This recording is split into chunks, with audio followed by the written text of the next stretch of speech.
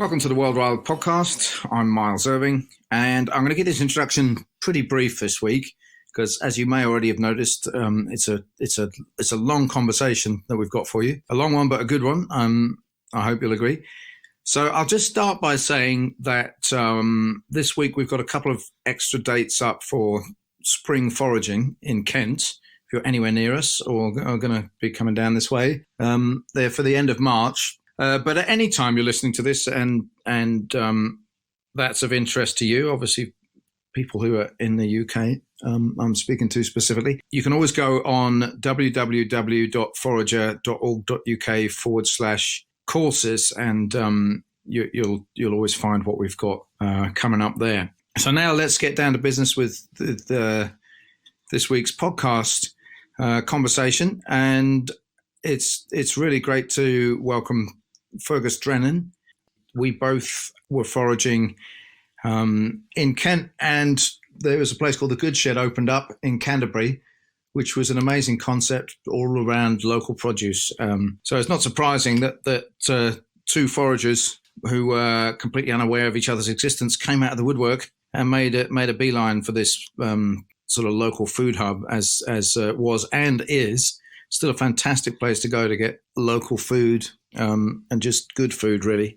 The Good Shed in Canterbury. So we met there and we ended up collaborating in the early days of the forager business. We were sort of taking stuff up to London and really meeting with a lot of interest and engagement with chefs back then. And we even made the papers. We had an article in the Observer Food Monthly, which I'll provide the link for that.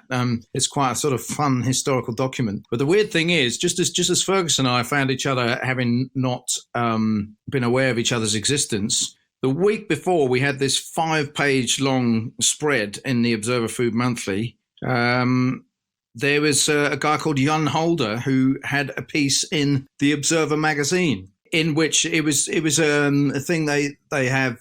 They may still have it. It's called This Much I Know or something like that. And someone just talks about their life and what they do. And he talked about selling wild plants to restaurants. And he was the only one that was doing it, which, of course, as far as he was concerned, he was. And he predated us by several years, I'd hasten to add. So it's kind of funny that all of a sudden foragers were coming out of the woodwork back in early 2005.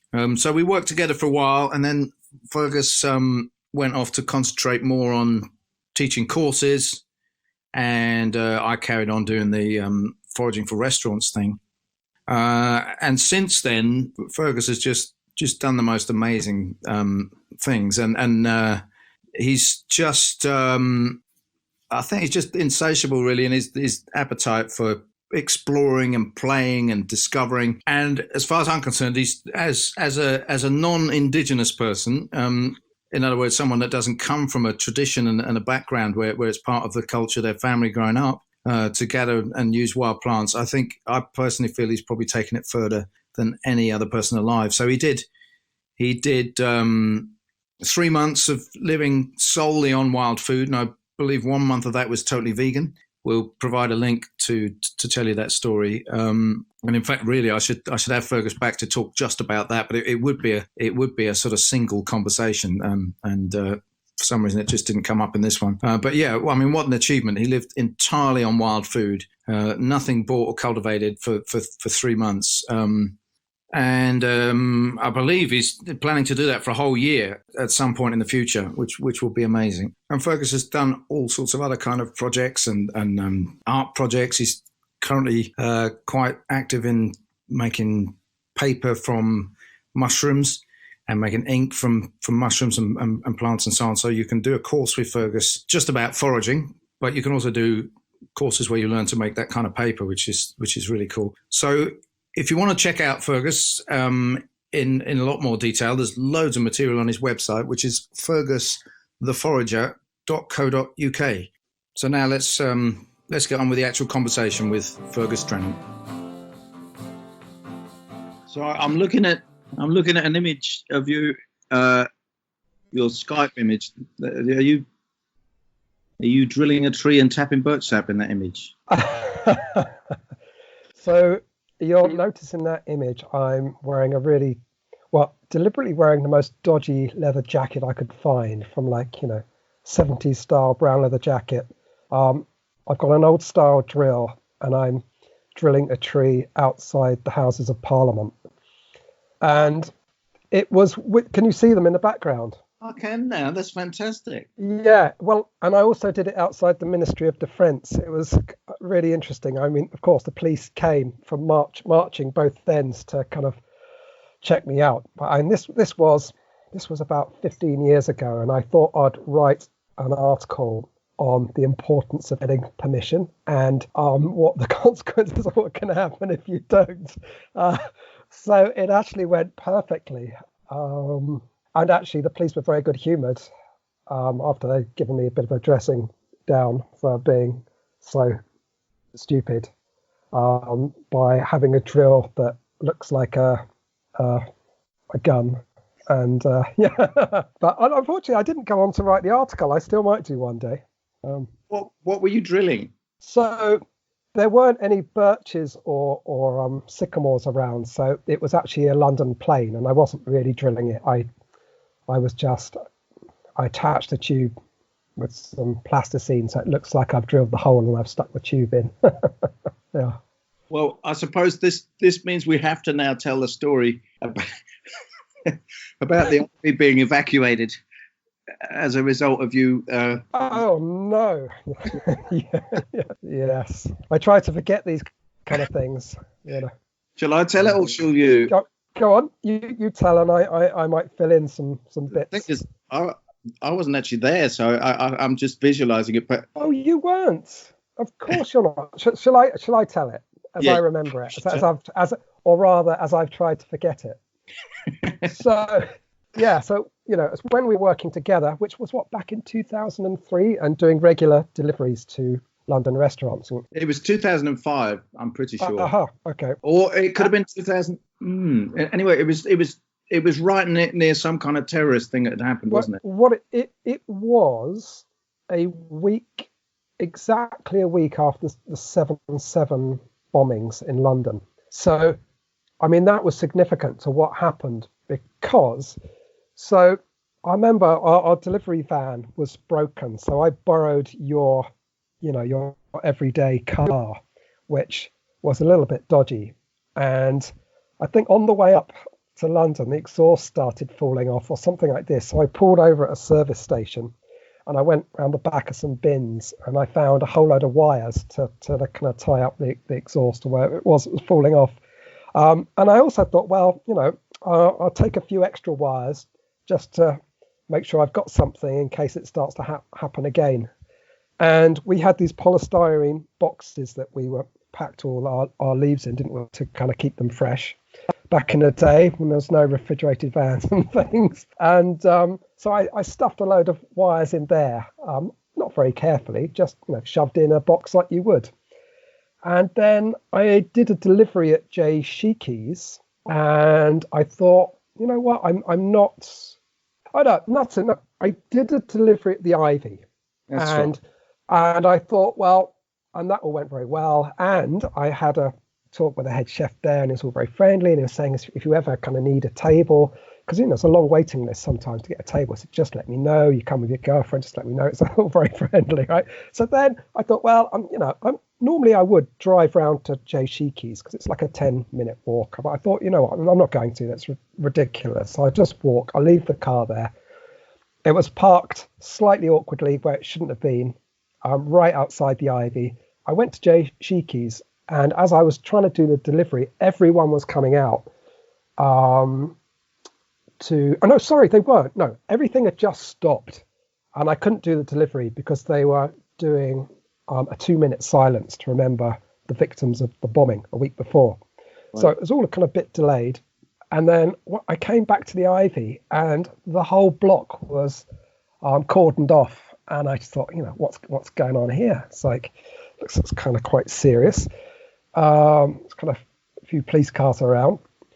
So I lifted up some of the tape that was sealing off the road to the Ivy, kind of started going under. And then kind of policeman came up and said, well, it was a policewoman actually. She said, what are you doing? And I said, well, I'm kind of just going up here. And she said, "Do you have a vehicle up there, sir?" And I said, "Yeah." And she said, "Well, can you describe it?" And then I'd forgotten the vehicle that we're coming in, and I started describing our van. And she says, like, "Well, that vehicle's not here. You go back under the table." And then I kind of put my hand to my head, and I was thinking, oh, no. In that moment, it dawned on me what had happened. And I said, "Yeah, that's my vehicle." And she said, "Oh, well, there's... it looks very suspicious." And then I explained about all the wires and stuff, and we walked down because it was still out of sight, and we walked round to it, and there I saw everyone, like all the staff, guys, everyone was out of the ivy for the major bomb scare that was going on that I'd caused, and literally I couldn't look at anyone. I just kind of turned my face. I was talking to the police, and then the whole discussion over 20 minutes was with my face turned because I felt so absurdly embarrassed. And then I meekly drove off, and I've never been back to the ivy since. And I think that might have even been my last delivery when we worked together. A memorable one it was, for sure. Oh my goodness! So unfortunately, because you were looking down, you didn't look around to see which particular celebrities you had of, and we're now standing in the street because this was forage-induced bomb scare. Oh yeah, I forget his name now. Thayer. What's his first name? Samuel Thayer. Samuel Thayer. Yeah, I remember years ago he sent me a copy of his book, and in the front he signed it, and he said something like, "Please remember, like, wild food can kill you," being ironic. And I guess that this was a situation where it looked like that was going on. Wild foods in boxes. Yeah, looked like bombs. Yeah. Yeah. Wow. Yeah. Okay, so what are you doing at the moment to try and get arrested, Fergus? What am I doing at the moment? Gosh, I think I've learnt the error of my ways. So I'm very pleased to say nothing. Oh, how dull. Okay. I know. Okay, so what are you doing at the moment that's sadly unlikely to get you arrested? Nevertheless interesting and. Well, do you know what I was going to start this with? I know you're going to look at I haven't used Skype for 6 months. I forget what my profile is, but I was going to start by reading a poem which I posted the other day. It's a very well-known one that kind of listeners might be familiar with, but it's very related to what I'm doing at the moment. Yeah. So perhaps I could read that. It's only very short. You'll probably know it as well. So, smiling is infectious. You catch it like the flu. When someone smiled at me today, I started smiling too. I passed around the corner and someone saw my grin. When he smiled, I realized I'd passed it on to him. I thought about that smile, then I realized its worth. A single smile just like mine could travel around the earth. So, if you feel a smile begin, don't leave it undetected. Let's start an epidemic quick and get the world infected. So we can all know what that's about. I mean, it's a lovely, lovely poem. I mean, the context of kind of why I thought that was kind of lovely to share that is, in terms of the coronavirus and also, I was in London the other day. And it is true that people don't smile so much in London compared to kind of up north. And I was also thinking about how when you don't make eye contact, you don't smile. That is a form of self-isolation, which is also kind of very topical. So, but I guess that kind of interested me because a long-standing interest of mine is in kind of functional foods. So, as we know very well, and people have known, for centuries that wild plants and food more generally can both be medicine. And but sometimes we don't think in those contexts. And actually, you can when you're cooking a dish, you can emphasize the medicinal qualities of the ingredients that you're using. So about this time of year, I'm going out. I haven't started yet. I'm going to do this in a few days. Go out, get lots of wild garlic, lots of nettles, and I usually make wild garlic and nettle soup. But this year, I'm really thinking about tweaking that recipe to include things like detoxed elder leaves, ginkgo, possibly skullcap root, very antiviral plants. So that I can eat this regularly and have antiviral wild garlic and nettle soup. And I think the flavors of the wild, kind of more conventional wild food ingredients, although they have many medicinal aspects themselves, will be strong enough to kind of balance the other flavors that might be a little bit unusual. So yeah, that's kind of what I'm thinking about at the moment. Cool. Skullcap, is that something that you found? Yeah. Well, I was wondering about that because I was looking this up today, and it's something that I probably have seen, but like marsh skullcap. But I'm not. It's definitely not a plant that's on my familiarity kind of list, But I've been reading one of my favorite herbal books, is one by Stephen Booner called Herbal Antivirals, and he, he's looking at the different plant herb remedies to take to hinder the kind of course of the virus, given the way it works in the body. And elderberries and licorice, and ginkgo and skullcap in particular, the root of Chinese skullcap, he really rates for its antiviral qualities. But I was looking it up today, and there's about 200 species of skullcap. Is it Scutellaria? Is that right? Yeah. And they do have really varied medicinal action. So, because a friend of mine, she was kind of asking, she said, she'd rather kind of use local things, because I sent her the updated protocol that Stephen Boone has written. I kind of posted that on Facebook, and she was asking about it. And I had emphasized, as well as the elder, which is local, the Chinese skullcap. And then I was thinking, well, what about our kind of native local varieties of Scutellaria? But I don't know medicinally if they could be used in the same way. So it's a question for me that I look forward to researching. Do you have thoughts on that? I don't. The only thought I have is that skullcap's a plant that I saw for the first time last year, at least noticed for the first time, and it wasn't in Kent. It was up in Applecross in Scotland. Mm-hmm. I was baffled by it. It's a lovely little mint family thing, but I didn't recognise it. I had to go to the book and that's what it was. But I don't remember ever having seen it in Kent. It's not to say it's not there. I haven't actually checked.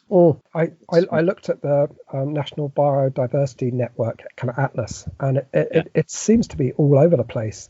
It's not hugely dominant in Kent, but there's definitely lots of recordings there. But I find it so fascinating, because I found myself kind of, when I was running courses that last year, I always find a kind of way to introduce them that's kind of, it just feels relevant to me at the time. And I found myself saying, if foraging is about any one thing, it's about noticing. And I just found it so interesting that you said, because it's true that you might have seen it before, and I'm sure I've seen it before, but it's just that difference between seeing and kind of registering what's kind of around you, but also not seeing, in the sense that you haven't really noticed, you haven't kind of honed in and really started that specific relationship, with the individual plant. You've just seen the broader picture, but not really honed in and seen, as you often say, like all the jewels that are there. Yeah, that's interesting. Yeah, well, it is really interesting. I mean, I put it this way to some groups of people. I've said, we're here thinking that we're so advanced in our literate cultures and looking down our noses at these so-called pre-literate cultures, because apparently we can read and write. But the thing is, they can read what you're standing there staring at now, and for you, it's just generic green stuff. They can read it, and and they sorry, who can read it? Sorry, yeah, I'm not making the pre-literate cultures that we might look. I see. Say, they're pre-literate, literate, and they can't read and write, but they can read. And I put it like this: I say they can read green, and you can't. So today we're going to teach you your first few words of green, and by the end of the day, you'll be able to say, "Oh, that's." I mean, obviously, people do know their first few words of green. I think there's got to be hardly a person in England that doesn't know what a nettle is, but yeah. On the whole, people are just looking at generic green stuff.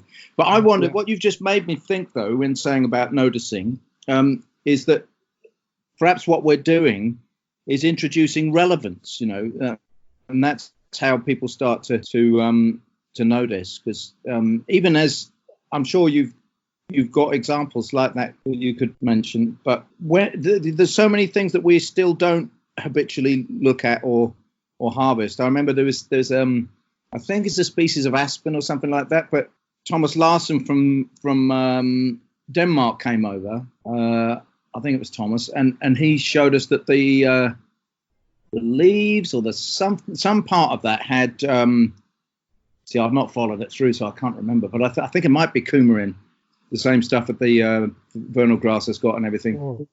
But I suddenly started noticing these aspens everywhere then, and when he first mentioned it, I said, well, I don't know that there are many of those around here, and this obviously I'm the same thing.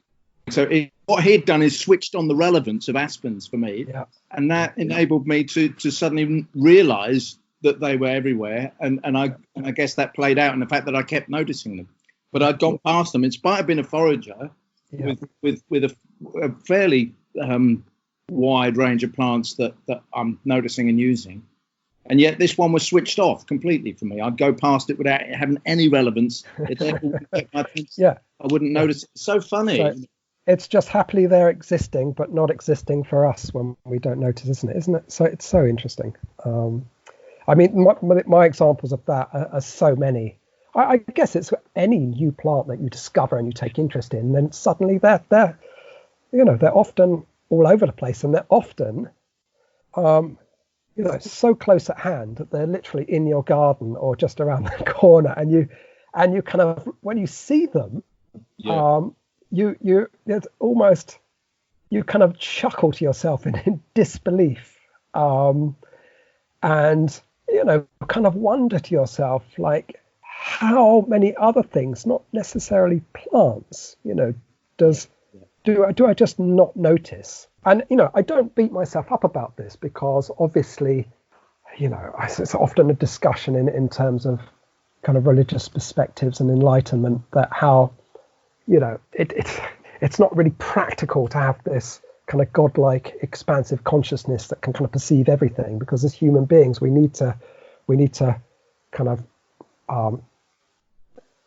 we need to be kind of conscious from our creaturely perspective, in a kind of focused way, because otherwise we wouldn't be able to cope or do anything if we had this expanded consciousness all the time. But I think when we do develop that awareness working with wild plants, so, oh look, it's this thing, and it's been there all the time and I haven't noticed it, that we can expand our abilities to notice more generally in a way that's still very valuable, but that isn't overwhelming. So I think it's a gateway to that, really.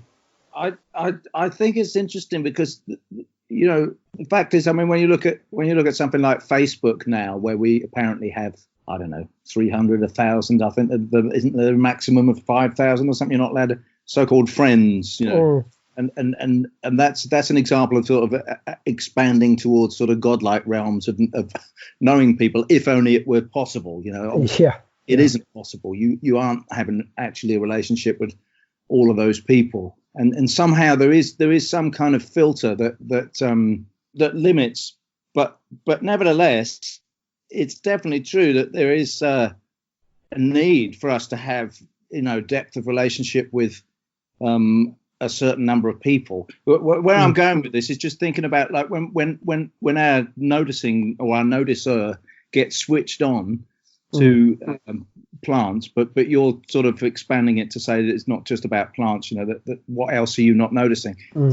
I think maybe it boils down to something along the lines of who are the people, or what are the things, or the ideas that or the plants, whatever, places even, that I am supposed to be having a dialogue with or engaged with. And it's I mean, I guess you have to have some kind of faith in some underlying goodness of things, that there is a meant to be about it. Because if you're just thinking that it's all just random chance and material and dog eat dog and so on, you wouldn't have that thought. But like if there's some there's just some basic sense that there are things that are gathering together in this material universe, that there's people that we're meant to know, and there's ideas that we're meant to have, and things like that. I guess the question is then, how can we better facilitate that? How can we I guess listen better to hear that little tap on the door when something that you're supposed to be relating to is knocking. Yeah. And in that noticing, and the relationship that's developing with what you're noticing, is what are the many layered opportunities within that relationship that allow the kind of greater kind of conversation you're having with the world and connections with others. What are the doorways that are opening up in that moment of noticing? That's kind of what I wonder. Yeah, and that's really nice, because it's like a handshake. It's a hello, my name's Miles, or whoever. Yeah. In that moment, it's a greeting, isn't it? It's a first point of contact. But I guess then we return to that point of contact, and that's the thing that is so lovely about the seasons. And I guess, don't we see that with the seasons? That every year we come round again, and here's our old friend, Wild Chervil or whatever it is, and something really does unfold within that relationship. Not in every case, but probably I would say most of the plants that I use year after year, some subtle little thing in how I get to know that plant and what I would think to do to use it, or when I would harvest it, or how I'd use it differently at different stages, is definitely unfolding in a very similar way to how people that surprise you with hidden depths, or just facts about their biography. You never would have guessed that they did that, or that their sister was this person, or that they'd once lived in this place. It's that's it. I mean, it's like, we see the plant returning the following year, and I guess you're talking about the stories, the multi-layered stories over time and place that we have associated with a particular plant that kind of develop over the years. I lost the train of what I was thinking. Sorry, we can edit out the long pause. Doesn't matter. Take your time. Yeah.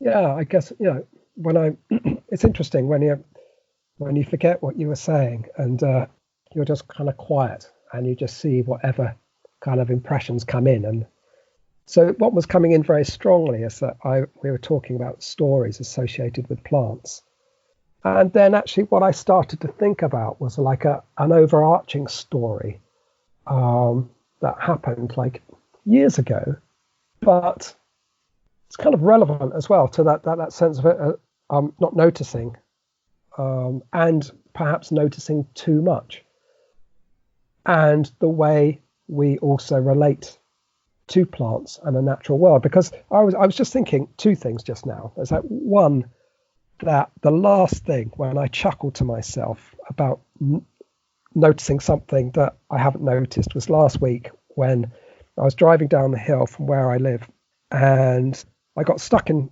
traffic, of which I am also traffic.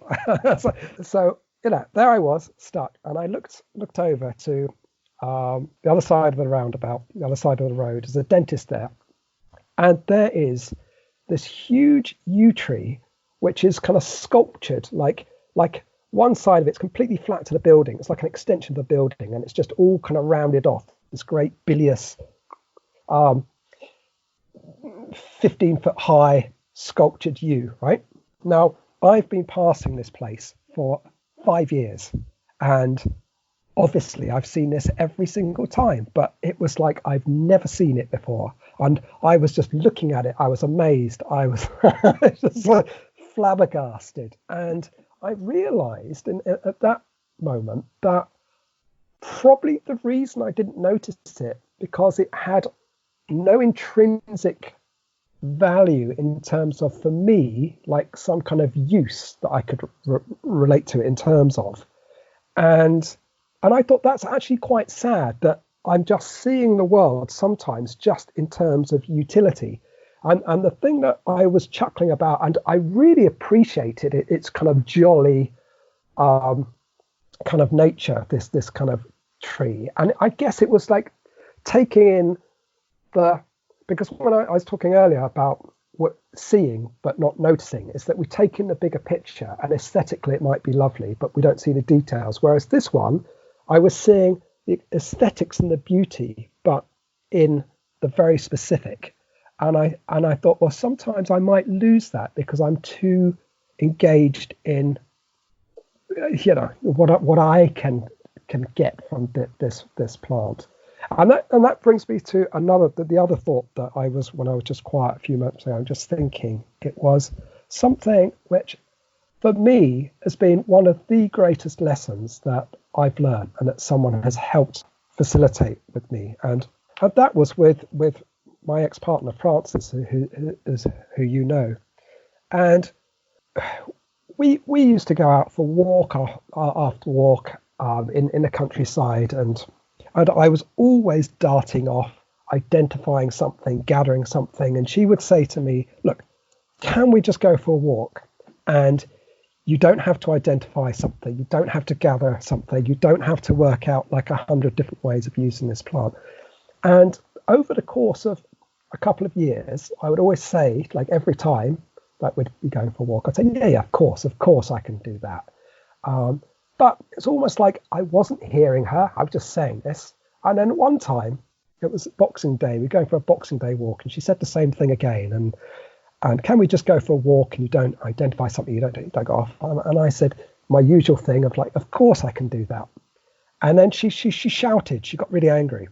And she said, you always say this, but you always do it. You always do it. Like, so let's go out. No basket. We're just going for a walk. We're just in nature, going for a walk. And I thought, and it was the first time I'd really heard her, really embraced it, almost embarrassed to say that. I'm very embarrassed to say it. I'm not almost embarrassed to say it. I'm very embarrassed.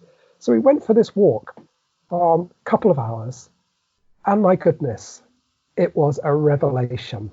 Like, I had realized that I had, and this is the irony, is often I think it's people's kind of projections on that ideal of like a forager, like they're really engaged, nature engaged, really kind of sensitive to the natural world. But actually, I realized that in all my breaking down of a plant into kind of all its constituent parts and transitional moments, and working out how to cook, and in all the different ways, historically, cross-culturally, all the rest of it just become an absolutely neurotic thing. So and I didn't know that. I didn't know that until we went for this walk, and I just let it all drop.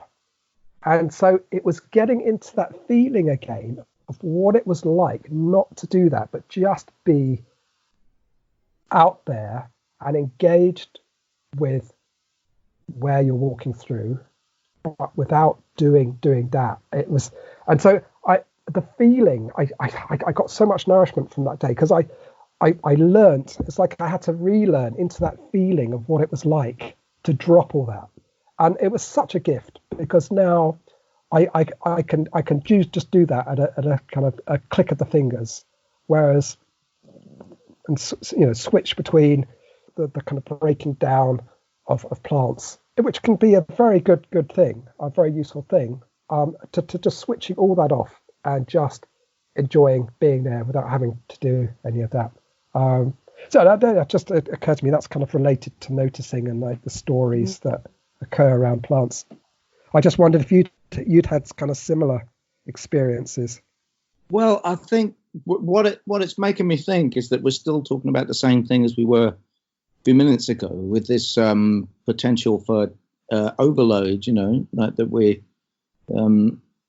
having not got any kind of really divine capacities to that extent of being able to notice and handle all information and all relationships simultaneously, that we necessarily there are things that we maybe should be tuning into and maybe shouldn't. And obviously neuroscientists talk about how the brain does that it filters stuff out, but I think what you're talking about is where it's at the level of personal choice to kind of either be in this slightly hyper thing of wanting to just know it all, and I just think probably most people who've gone on the journey that we're on, as in rather being brought up in a traditional culture where you gradually learn this stuff and it's just normal, we've got terribly excited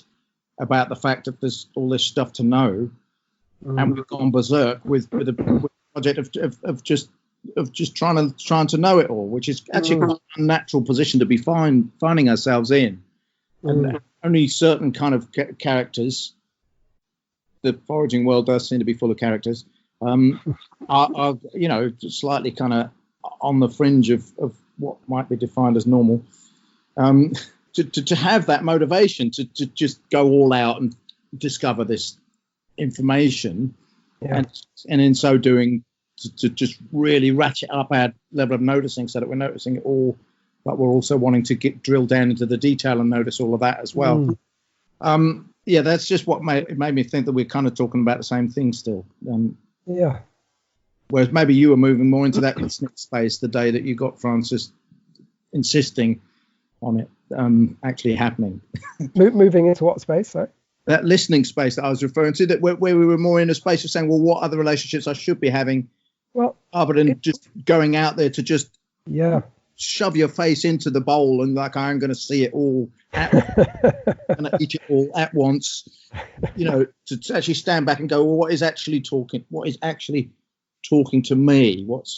It's the other way. Well, that's very interesting you say that, because I know from a relational point of view, or kind of a consciousness point of view, or however you want to describe it, like there's kind of an infinite way of kind of relating to the world and plants and kind of the natural world. But in my experience, there's been three key ones. There is that just kind of being and enjoying, in the sense of just going for a walk and you're just kind of you're mindful of your steps, your breathing, and the sensations of the sun or the rain, and just the plants around. But and that's a connection of sorts. And then there's the one that I was talking about. It's it's the mind breaking things down and analysing.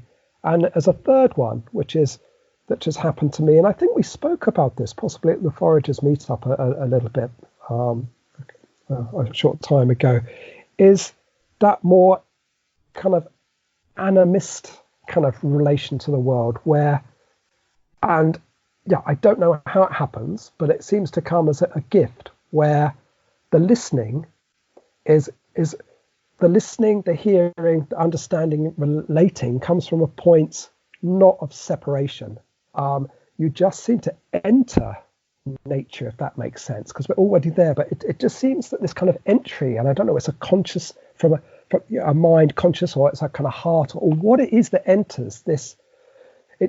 By entry, I mean it comes to this point of relating and understanding, where everything is completely suffused with meanings and signs and a dialogue that goes on, but without I guess without the kind of dualistic separation between what you're looking at. You're literally are flowing as part of the natural world, and so it's kind of three aspects of consciousness. I'm kind of really interested. I'm interested in. Yeah, I mean, I think the the third one is definitely the most compelling, and I increasingly think that I do remember you telling me about that. That was you talked about a particular occasion where you found yourself in that space, and you couldn't say why it had happened or what anything like that. But I mean, all the religious traditions and a lot of philosophers and so on, and it's psychologists and it is kind of, and poets all talk about this kind of union, this kind of integration or oneness. So it's interesting that you can hear about that from all these different points of view. A neuropsychologist, a poet trying to explain what happens to him and what he's actually articulating when he writes poetry, or the sort of animist indigenous worldview, or I'll say that's three, and then four, like these kind of religious traditions that speak of they speak of union, but they speak also of knowledge as union. There's a Hebrew word, yada, which means to know, and I mean it's used in various different ways. Why are you laughing? No, I just heard the voice in my head of someone saying yada yada yada yada. Yeah, that's why I feel that's if life was yada yada yada. So like in that sense that it's talking about when by belonging to, being part of, being in union with. That is a kind of knowledge, and it's anyway. The thing is that there's so just thinking it through there, come up with four different approaches that all seem to be saying the same thing. Would you say? I mean, part of that experience, that kind of indigenous kind of mind, if you like, or heart, or kind of consciousness. Do you think that's related? I think it is, to the way we perceive as children, but is perhaps forgotten. But also, do you think, like, irrespective of kind of religious spiritual beliefs, that just by the very nature of perhaps what we do, or other people that are kind of engaged with the natural world, are more likely to have those kind of experiences? Well, I just think it is the older I get and the more I kind of just mull things over and try and make sense of things, I'm convinced that it is just integral. Like we're evolved to have language. We're evolved to this sort of reciprocity, this two-wayness. I just think that the nature of life is and I'm trying to develop these ideas and trying to do some writing to articulate it at the moment, actually, but it's basically a hand in glove thing. Okay, so we are a hand, and various different environments that we find ourselves in are like a glove. That's one way of thinking about it, or a key in a lock, or something like that. I don't know. That's perhaps not the best metaphor to approach this in the way that we're approaching just now. But what I'm trying to say is, I just think that this union, this fitness, this oneness, this dance between we and me and the other, which is Dan Siegel's come up with this thing where he says it's mui. There's you can think of me and you can think of the other, but then there's this space that we are just totally designed to enter into, which is mui, like and a mother and a baby is that, So you're going to have to say that several times. Go on. Mui. Mui. Mui. MWE. That's Dan Siegel's thing. He talks about the usness, that is integral, that we can't help but enter into that space to some extent. That's what we do when we're intimate with another person. Yeah. But the trouble with some kind of approaches, and that's true of all traditions. I'm not trying to out one tradition against another, but all religious traditions do tend to put this in some rarefied space, which is by definition seems rather unattainable. But what I love about when you look into the neuropsychology and poets and start from there, and indigenous people, and then look back to religious traditions, say, well, maybe this is what they were trying to talk about actually, but they put it in the monastery or in the prayer meeting or the meditation technique or whatever. That's where you'd find it.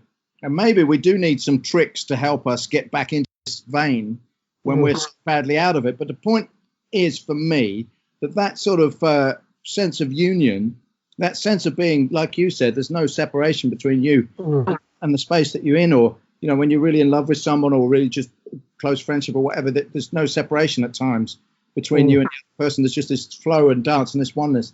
And the sense that people have that sense of God or the divine and so on.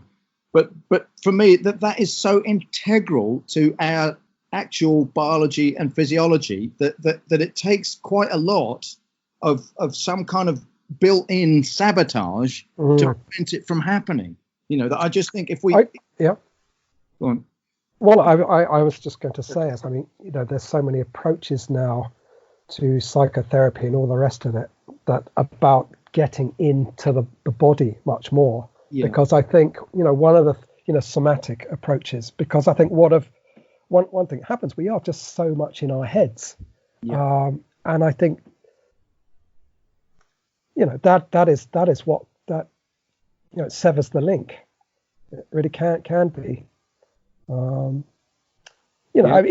when I was starting to ask you like the questions about just now, like, what could this be? And when we were talking at the Foragers Association about, I don't know what I did to kind of facilitate this experience of kind of union and oneness. But I mean, that just those very questions and that thought process is part of the problem. It's not about, I think it's not about doing, it's literally about being. But it's like, how do you be?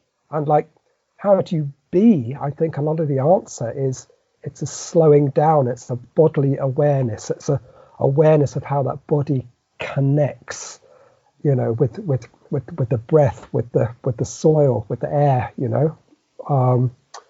the sounds flowing in and out between you and the world. It's like, but it's very much in the body, and that's something that I'm very much thinking about these days and trying to explore in my these days.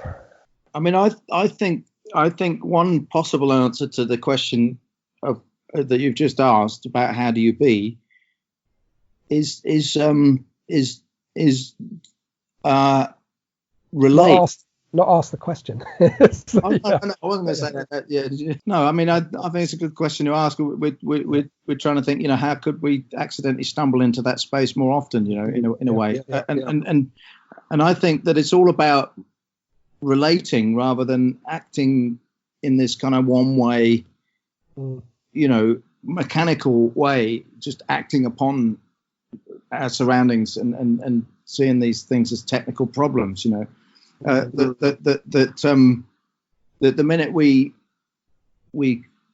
begin to relate, then we are setting ourselves up to accidentally stumble into that oneness, because it's the two-way thing that gathers us in, it's the back and forthness of, and but I think that does come down to just you have to accept or somehow dare to believe or just have an inkling that it might be so, that underlying everything is something benign, I just think, unless you think that this is fundamentally a kind space that we're in. Somehow, that the world of matter has something about it that means us well, and I think for me, it's yeah. So I was just going to say that when I have had these kind of gifts of being able to enter into kind of an indigenous mind, heart kind of space in terms of a kind of non-dual connection with the natural world. I mean, one of the kind of all-pervading feelings is one of absolute, well, I guess connection, that radical and that depth is just one of feeling utterly supported and loved. And it is everything feels benign.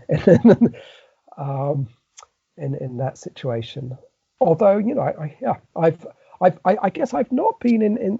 I'd be very interested to when you are in that kind of situation and you are challenged by something that could be potentially kind of threatening. But yeah, what happens then? But I don't know. It's a new area to me.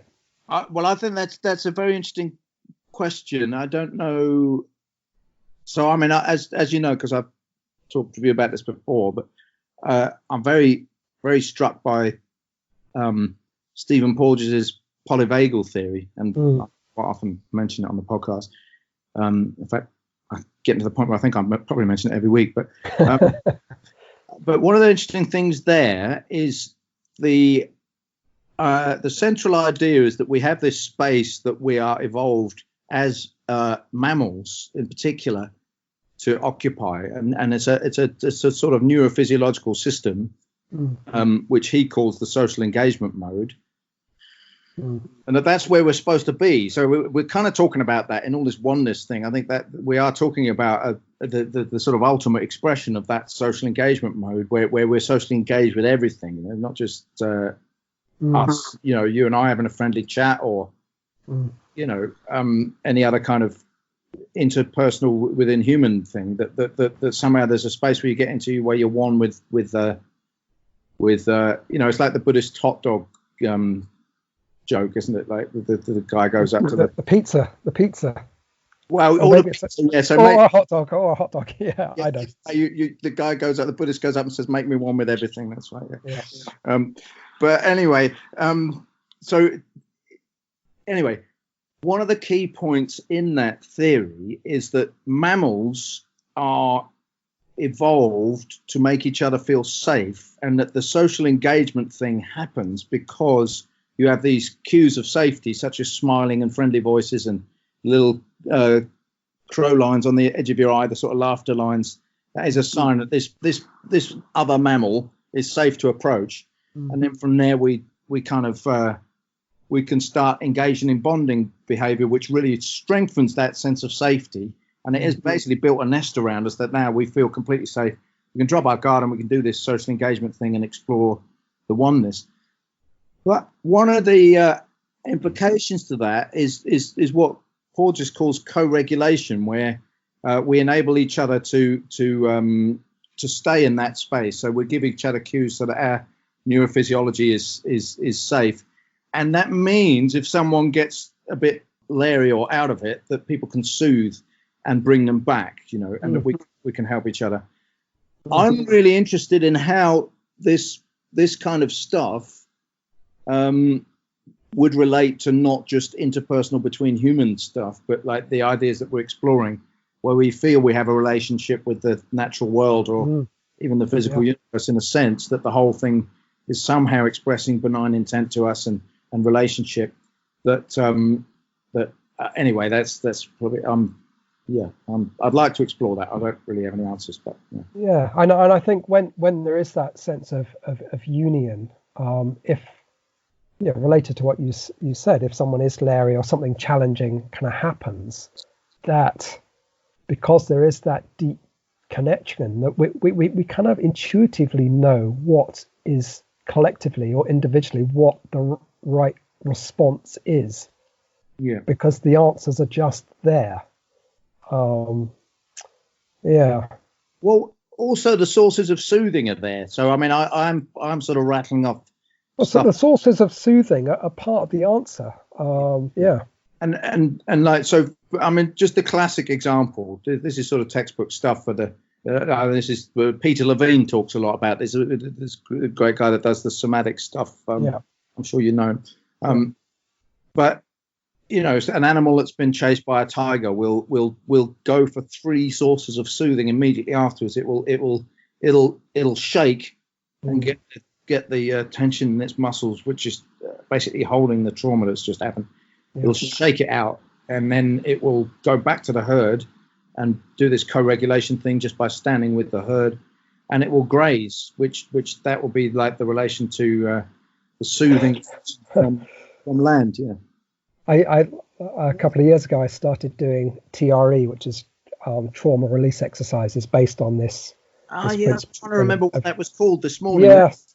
Yeah, that's what it is. So I think I've got it good. I do that, and I also go and graze. So doing something right. Yeah. So I mean, and the lovely thing about that is that, like other mammals are a key to this this state which great religions have called enlightenment or whatever, But it is like the babe in arms or just hugging a friend. I as you know, I forget who I've told this to, but going to this Foragers Association thing was interesting because you realise that a few people have kind of got this and they surprise you. So you give somebody a hug and then they stand there for 30 seconds. I go, this is someone I've convinced that 30-second hugs are a good idea, because I really do use that. That's a thing. If you hug somebody for longer than a few seconds, the oxytocin kicks in. You are genuinely bonding. You have to not talk. So if people talk, I just carry on hugging them until they stop talking. Yeah, that's if they think about this. Otherwise, they'd obviously think this is rather strange. But I keep getting surprised by people I've told about this who obviously get the point and find it really beneficial. Because when I give them a hug, they just carry on. And that's co-regulation. That's us being a source of safety and soothing. And when you come to a new a social event, I don't know, but I suspect everybody feels a little bit nervous. But I know that I certainly do. I find it a bit difficult to be in this room full of people I haven't seen for ages, and we've all just arrived. So I am deliberately, actively using that as a tool now to try and get myself in a better space to relate to everyone. And I find it's quite a bonus that there's sort of maybe 3 or 4 people in the room that get this too, that I can deliberately co-regulate with them and into that space. It's interesting. I always feel a bit torn in the sense that, kind of, we know a lot now about the kind of neuroscience and biochemistry of what's going on, and the oxytocin release in this situation. But it's kind of useful to know, because then obviously you can apply it. But also, it's part of me doesn't want to know the ins and outs and why. But anyway, my thought was I kind of wonder, because various reasons, and yes, certainly I'm a candidate that someone that needs to kind of hug more and for longer, because I do find it very hard to connect with people, and it's probably in large part what has drawn me to seeking for those connections, not so much with people, but with the natural world and with plants.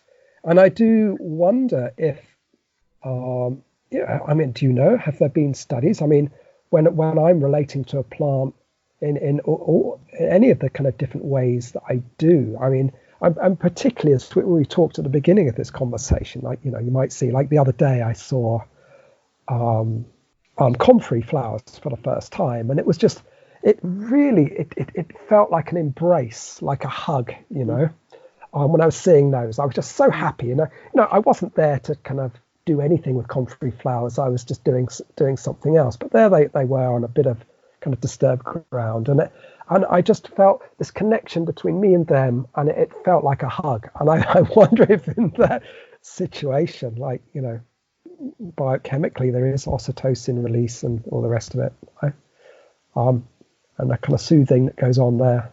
But it certainly felt good. So. I believe that Dan Siegel is working on a book at the moment that looks at this. So he's the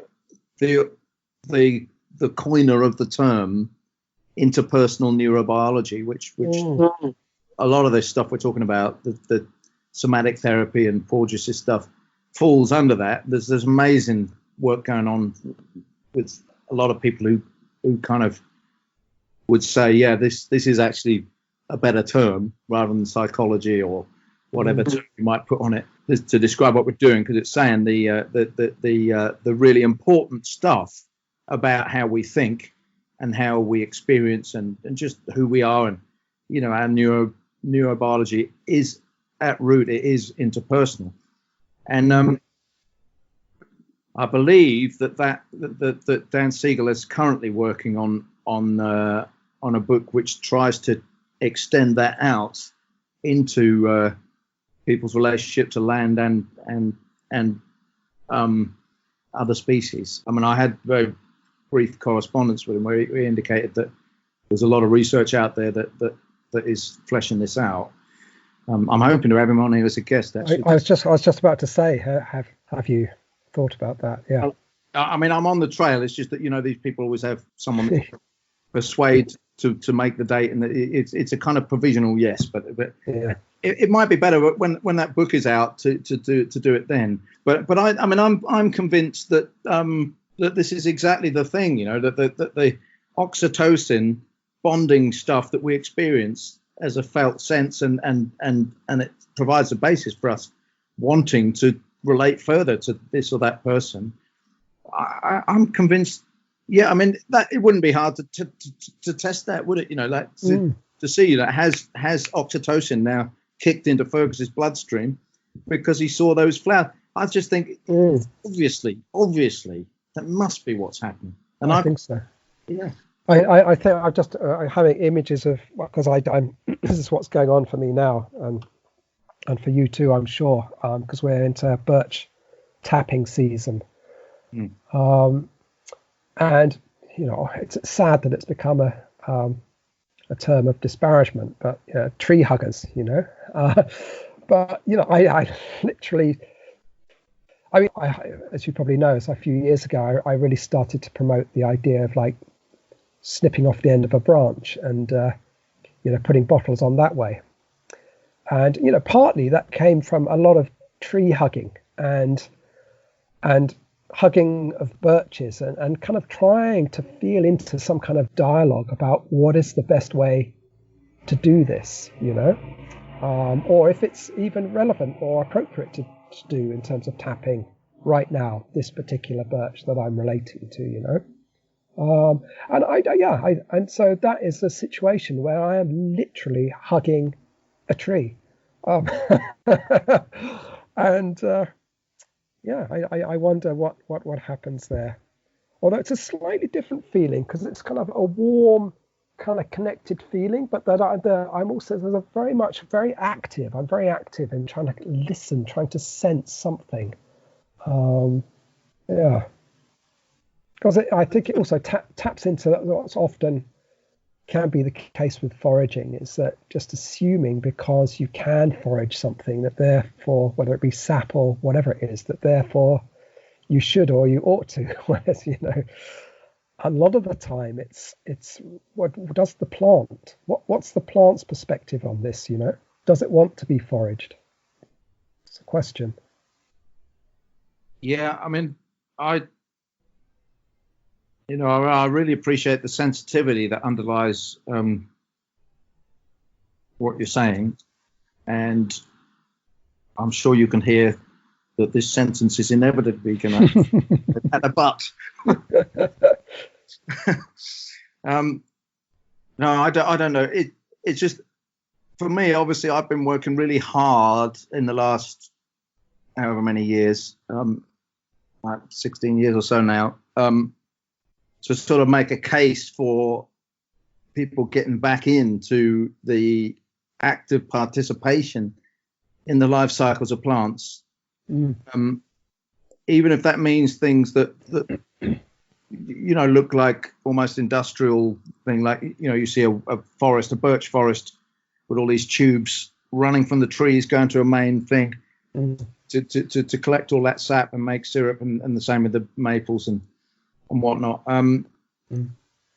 Just because the fact that people are then putting a value on that forest gives a reason for it to continue to be a forest. Yeah. And then we could extend the boundaries back out, rather than an encroachment on wild nature, if we're weaving plants and other organisms back into human culture because of use. Yeah. Not just the aesthetic thing that we were referring to earlier. Yeah. And if I can get back to it, I will. I wanted to say something about that. So therefore, the overall thing is let's not say it's, well, I don't know. The overall thing is fine because when you bring it to the individual level, I can understand and really appreciate the sensitivity that you're trying to bring in there. And I'm moving into that kind of consideration myself now, because I think I need to understand the other side of this argument. But I kind of think it's almost like there's a necessity to kill that deer when you are living in a hunter-gatherer culture. An animal does have to die, and it's necessary, and the impact of the humans in that place is going to cause disturbance in the form of death of animals, like we talked about a few weeks ago on this truffle episode we did. The pigs uprooting the truffles was causing disturbance, which is actually beneficial. So we accept that we do this disturbance, but I think what you're bringing into the conversation and what is beginning to sort of, I feel, tap on my shoulder is the other side to that, which is that the indigenous approach is very reverential and polite. So look, I have to do this, but do you mind? It's the who speaks for wolf approach, isn't it? It's like what does nature say? Not what do we want from it? I mean, it's interesting because I agree I certainly, a large part of me totally gets the idea that habitat loss often occurs simply because a lack of noticing, as we talked of, but a lack of valuing, and an easy way in is to look at the kind of intrinsic value of something in terms of its use. Maybe I'm getting my terms. No, it's not intrinsic, is it? It's the opposite. It's the utility value, rather.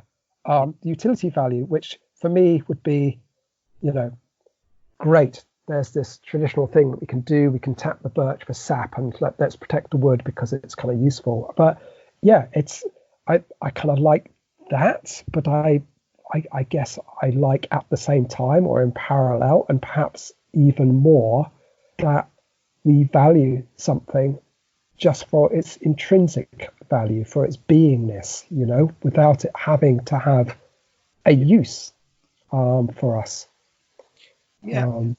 Yeah, I mean, the thing is, it's just like, where will we get to, where or how will we get to where we really need to be? And that is human culture utterly interwoven again with the rest of culture. The intricacies of life cycles and seasons and places and so on, that we in our organic life and our practical life, as well as our imaginative and spiritual life, are thoroughly woven back in, so that our presence there is benign, rather than at the moment our presence being utterly destructive.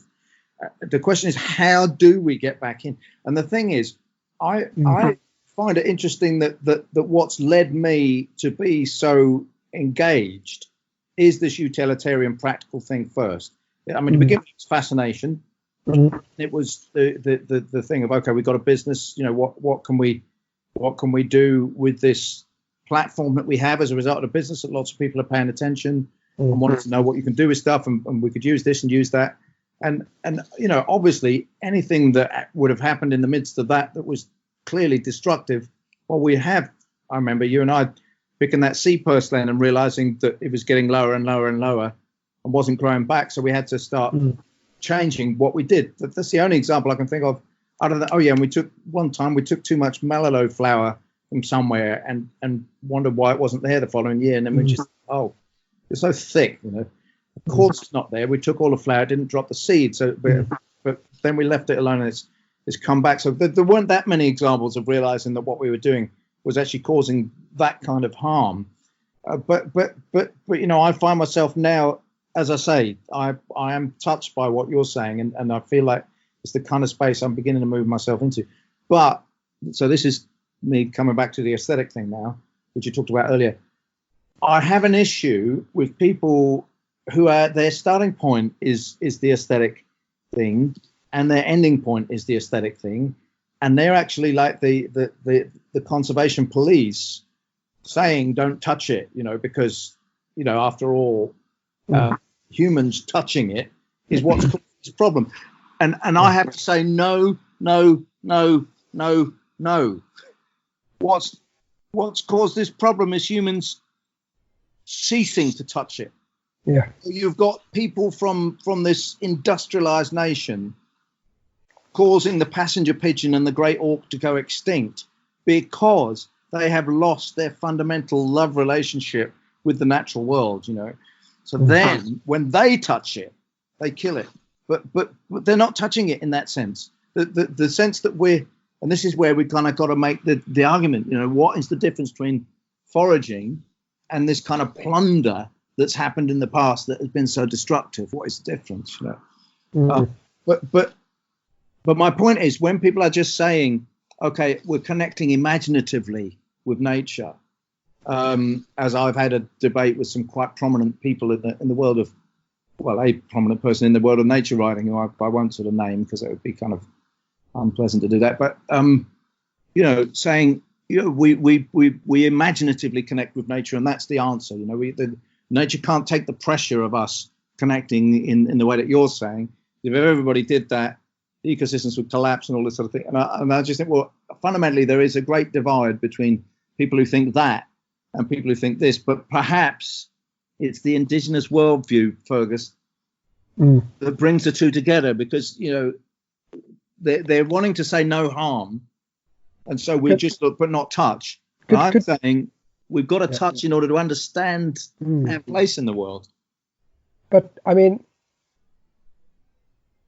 there are many ways of touching. I mean, I'm thinking about I just had the image came to me of something I enjoy immensely is just taking my shoes and socks off and going out for a walk and really connecting with the ground. It makes your breath slow down.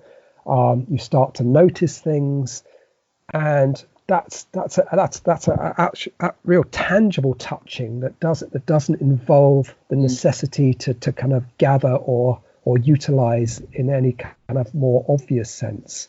I was just interested in can you expand a bit on the imaginatively touching and how that relates to the aesthetic aspect that you were saying? Well, the thing is, because I'm coming full circle in a lot of ways, I guess that all these journeys are never in a straight line. You just weave back to where you were.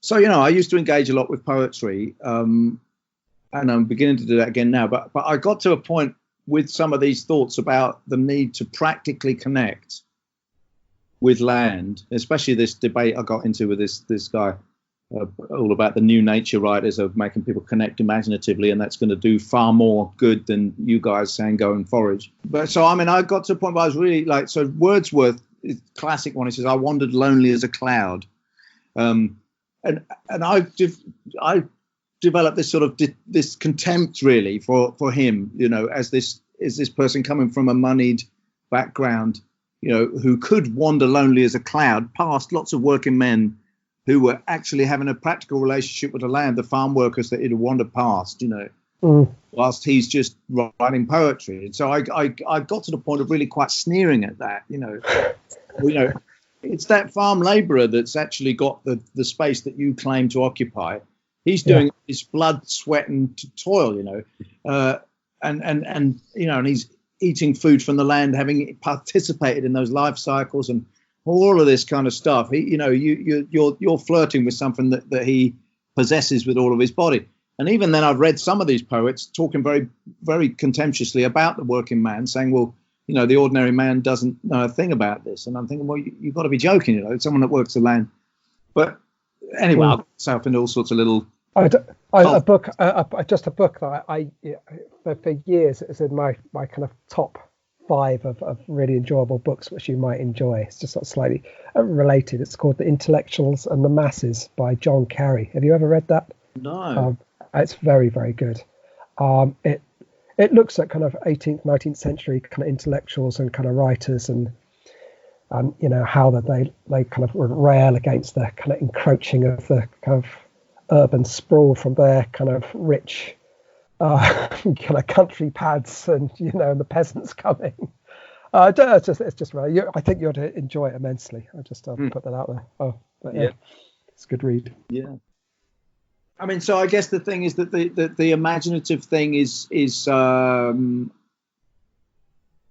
it is look but don't touch. Essentially, it's saying so I can allow these things to stimulate my imagination.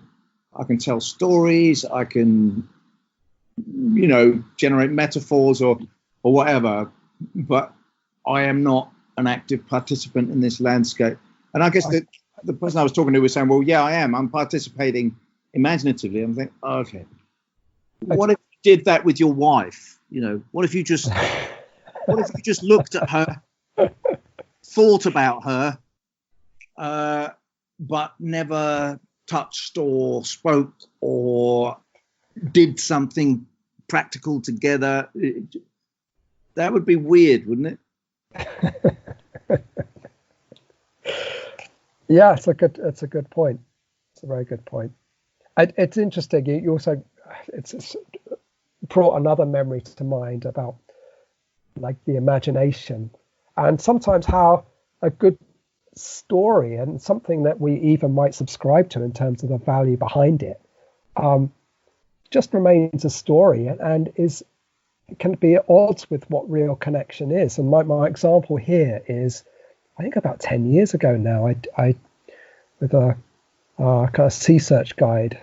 Do you know sea search is like identifying like seaweeds and corals and sponges and all the rest of it. And it's a whole kind of network of people. But with Sea Search East, organised by this guy Rob Spray, we did a seaweed survey of the east coast of England, and we got up to I think it was Lincolnshire somewhere. But anyway, we were on a Natural England property which we were staying at, and it was our base for bringing back the seaweeds and doing some microscopic analysis and all the rest of it.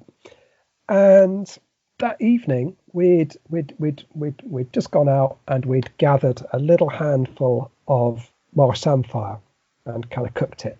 Now we cooked this in like the main kind of study room where there were posters all around. There was this very big poster, the theme of which was eating locally and seasonally, and it had images of various food products, and it said like the food miles, it could be a burger or crisps or even your lettuce, and how this was all not good and we should really think about eating locally. Anyway, the head of the Natural England for that area, he came in to just say hello, and he was kind of very pleasant until he saw that we were eating a small quantity of marsh samphire, at which point his mood, his demeanor changed, and he was very annoyed, and he was saying that we're here to do the seaweed thing, but we were gathering and eating like the plants that protected on this kind of nature reserve. And I was both like,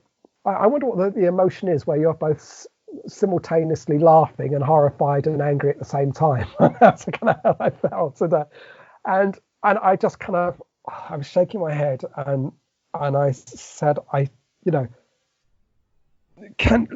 got to look at the context of like the absurdity here, where we are, like the quantity we picked, and the poster behind you, which clearly you subscribe to, because this is an exact example of us eating in a really sustainable, engaged, mindful, conscious way, a little bit of the local flora.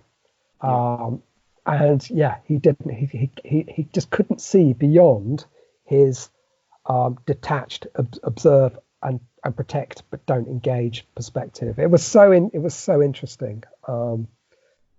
And just how all those elements came together to make it so absurd.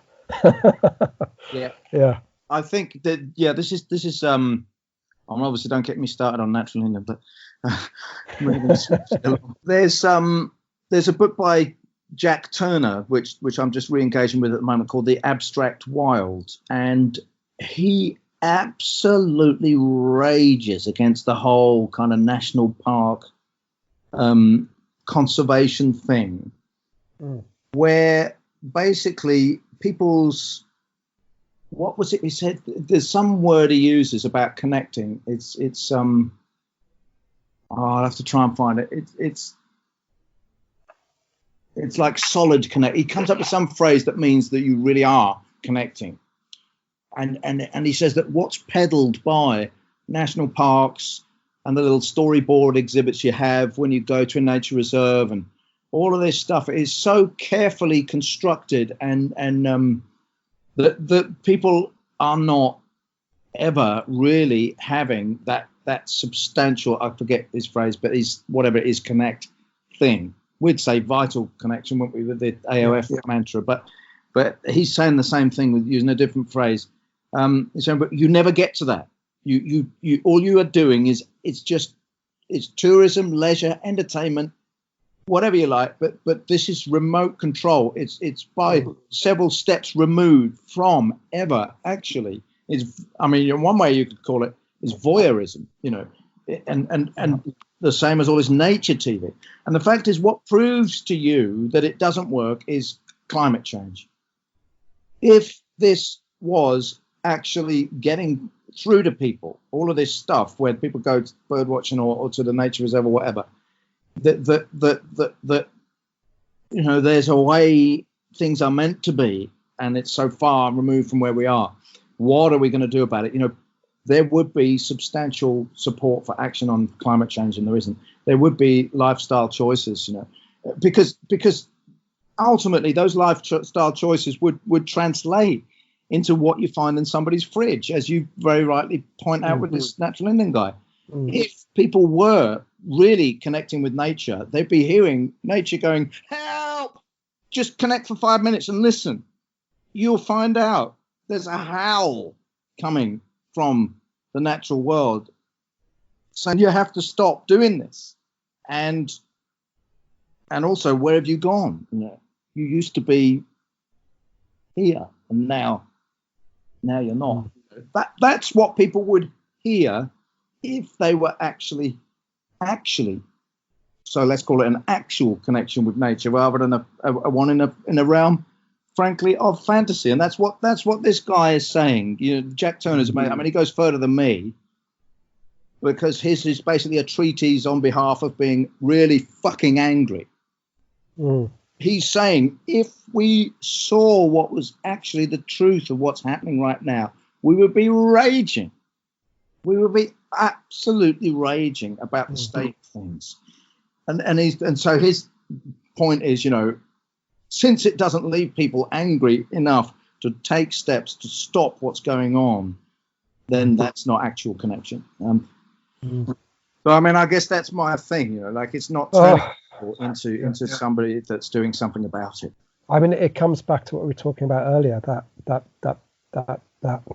getting in touch with the feeling sense, be they like bodily feelings of connection, but also that the emotions are going on in there, And I think once we are relating to in our head in terms of like the stories, which are, stories can be amazing, but also can be a source of separation, The question is whose story, because like the beautiful thing with, if you sat around a campfire in any part of the world pre-agriculture, the stories you'd have been hearing would have been your stories, and that'd have been the story of this place and the plants and the animals that we see every day. So you would know your place in that story, and the point of the story would be to get you to be further finding your place in that story tomorrow morning when the sun comes up. Well, what do these stories do now? They make us think, how interesting, or whatever.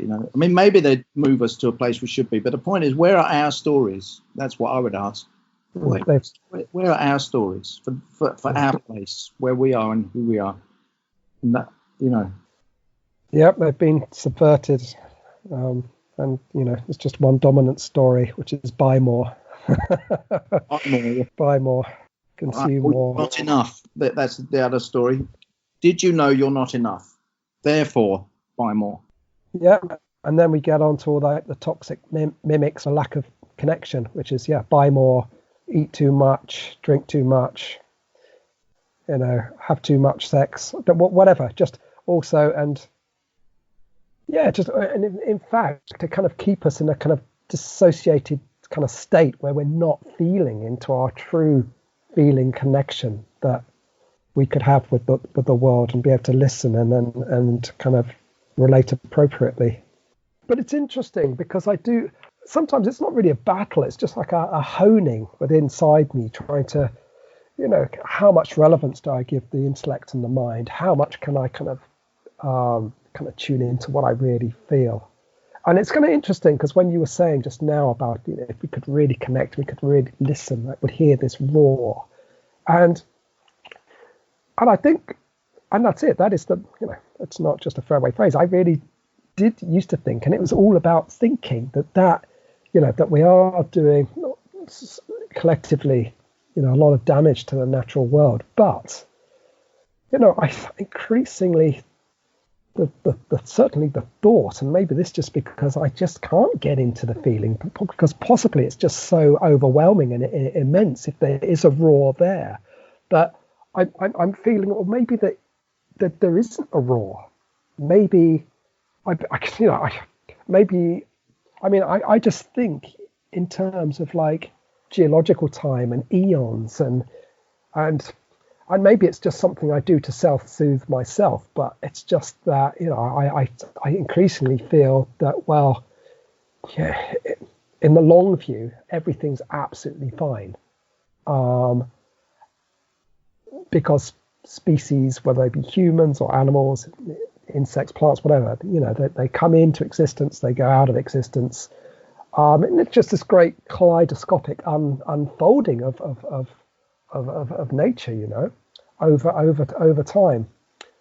So I kind of have those thoughts, and they kind of make me feel better. But then I think, well, those thoughts can also lead to that kind of, I guess it's connected with kind of spiritual bypassing. You think, if you've got this kind of greater picture and everything's fine, and actually everything's as it should be, and it's all great, and so therefore there's nothing to be done.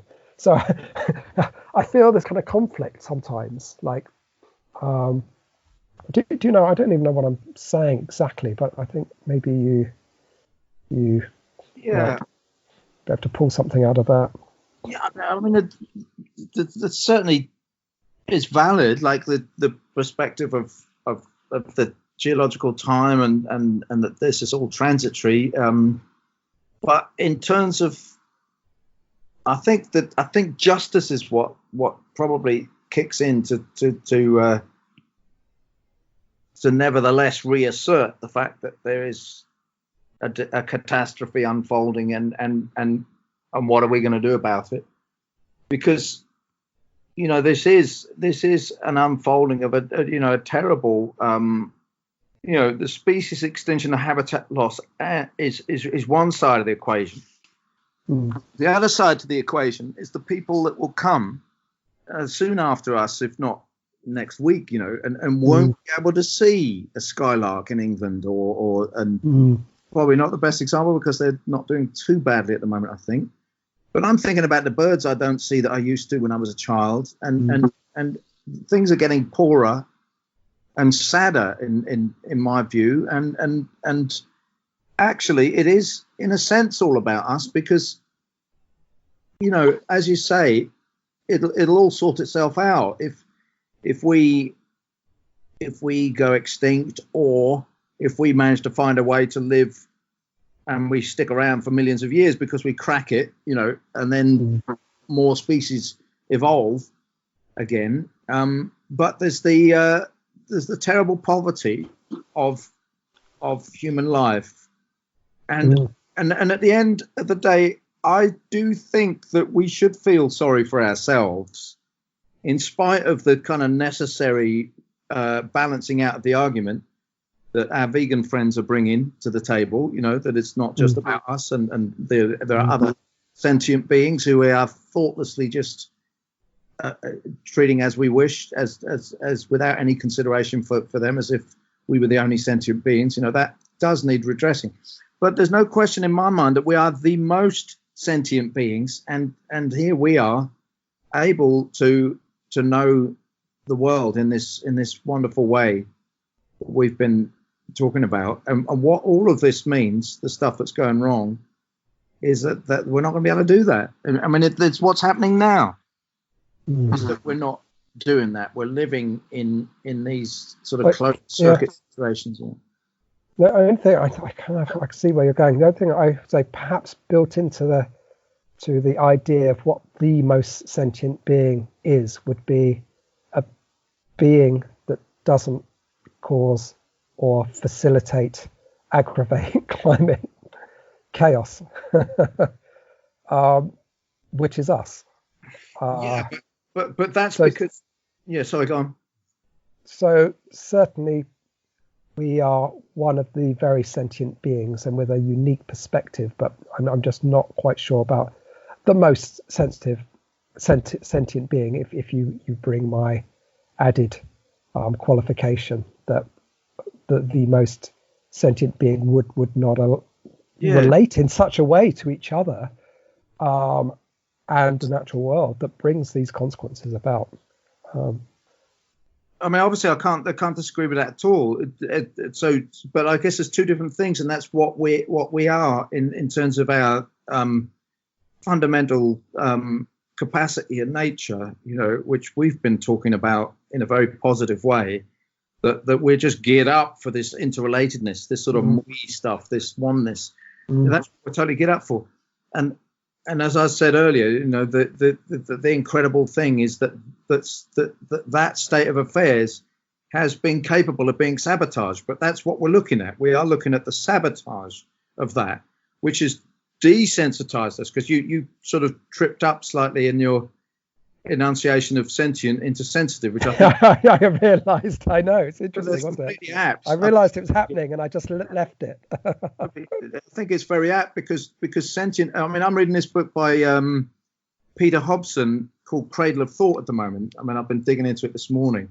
I wonder if I can just magically pull out something that will say what I'm trying to say here, because he's basically looking at the fact that our to and fro-ness, which involves tremendous sensitivity. Okay, here we go. Most important for the dawning of thought is the baby's capacity to be moved emotionally. So, I mean,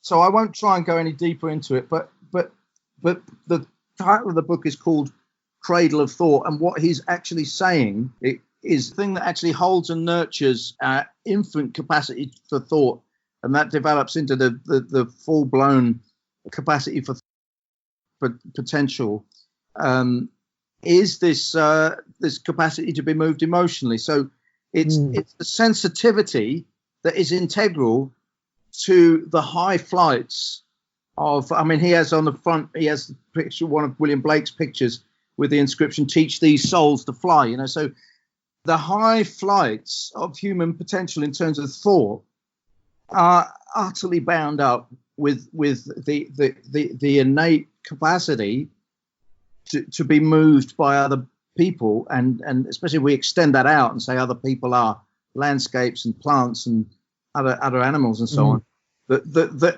So when I say that the greatest capacity for sentience, or the most sentient being, whatever I said, that's what I mean, Fergus. I mean the wonderful beings that we have it in us to be, and that we are biologically predisposed to be. It's just that we've managed to self-sabotage with the. I mean, I've got a whole train of thought which we won't dig into now, I guess. But I just think abstraction and intellectualizing and particularly the male-dominated thing of just wanting to pin everything down and make it either yield its secrets or else do something useful for us that we want, that without that being balanced by this emotional sensitivity, we are fucked. We are a disaster going somewhere to happen, and unfortunately we are here and we are the disaster happening. But that's not who we're meant to be, and I'm just thinking about the real catastrophe is this loss of and that's why I say the second cry from the land would be, where have you gone? That there's this agony that's being caused to the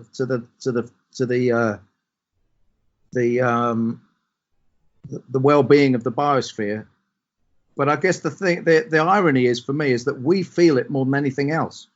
It's us that are feeling it. It's us in our neurotic, driven consumer culture states, with everything mediated by machines. It's us that are feeling that agony. But actually, it ends up being a sort of dissociated deadness, as you say. Yeah. We're not even feeling it. We are not feeling the agony we're feeling, because it's so bad that we have just switched it off, and we're just numb. Yeah, I think so, and I think that is one of the greatest stumbling blocks to kind of rightful engagement. Really, is that increasingly kind of disassociated state that does happen, and people often think that this is just connected with childhood trauma, or PTS. What do you call it? PTSD. PTSD. Yeah, I always get it wrong. But it's not. I think collectively we're becoming increasingly traumatized by witnessing, but not wanting to witness what is going on around us in terms of destruction, environmental destruction. I find it very hard to engage with, and sometimes I wish that I have this fantasy that someone would just take me through this process where I can just and just cry and cry and cry. Just the thought of that now, I can feel like myself going into my head. I'm not knowing how to go to that point, because I think that point has immense power to heal. And I know there are people out there increasingly doing grief work around kind of environmental issues, but it's not something I personally tapped into. But I feel like they're bending out within me. Ironically, I say that, but but isn't crying out within me. To tap into that. Yeah, I mean, it all comes back to the body, doesn't it? Like in that sense, that it's weird, because I've been. Well, actually, before I say that, let me just. So what you were saying just now, I wanted to respond to about people talking about the childhood trauma, and actually something else is going on as above and beyond that people think they're just suffering from the trauma of their own whatever happened as a child, whereas actual fact that there are parallel things going on in terms of the world at large that are deeply traumatizing. There's another.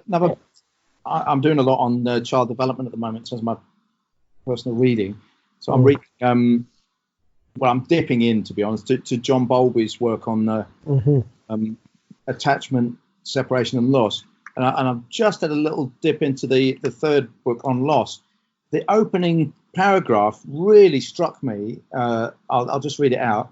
During the present century, talking about the 20th century actually, a number of psychoanalysts and psychiatrists have sought causal links between psychiatric illness, loss of a loved person, pathological mourning, and childhood experience. I'll just read it out again. During the present century, a number of psychoanalysts and psychiatrists have sought causal links between psychiatric illness, loss of a loved person, pathological mourning, and childhood experience. And that just leapt out at me, really, just to say almost exactly what you've just been alluding to there. That the loss of a loved person is the loss of our basic state of being soundly and safely related to the world at large. That used to be fundamental for people. They were rooted in a place. They were rooted in the biological cycles of life of the other species in that place, the seasons, the weather.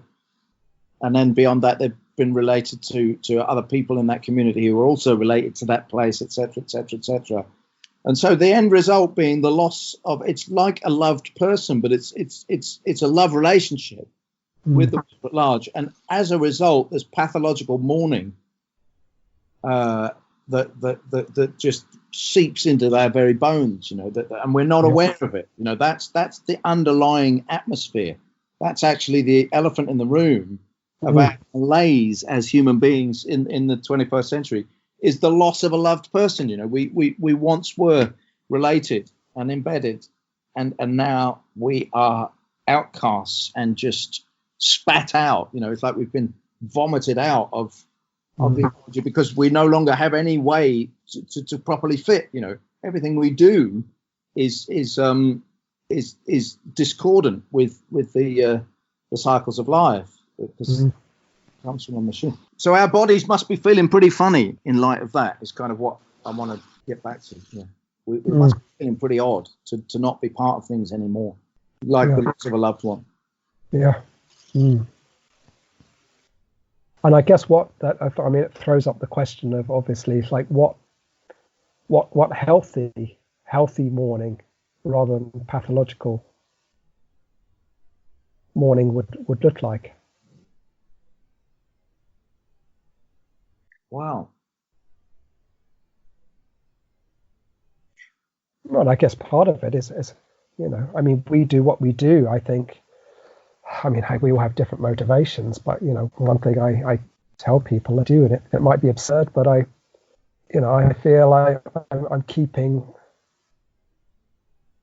the continuity from our ancient ancestors in terms of plant knowledge and engagement, keeping it going, like that thin thread, keep it going, in the modern world, because it's served us for hundreds of thousands of years and may continue and probably will do into the future. So I guess my grieving is the sense of doing something. That I guess that's my kind of activism, really, is that activism is the grieving. But then, as I kind of spoke about before, it's like, I still very often there's this detached sense that I can't kind of connect with those emotions around it.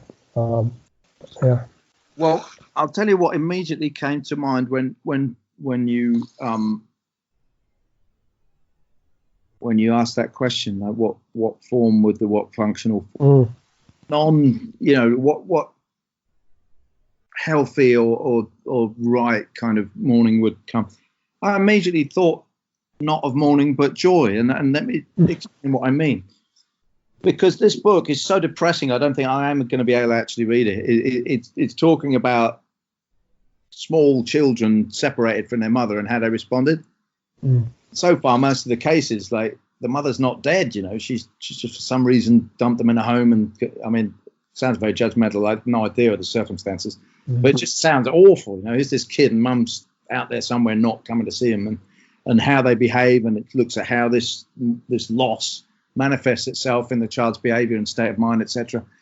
And presumably it's going to go on to show how that manifests in adult life as depression and goodness knows what.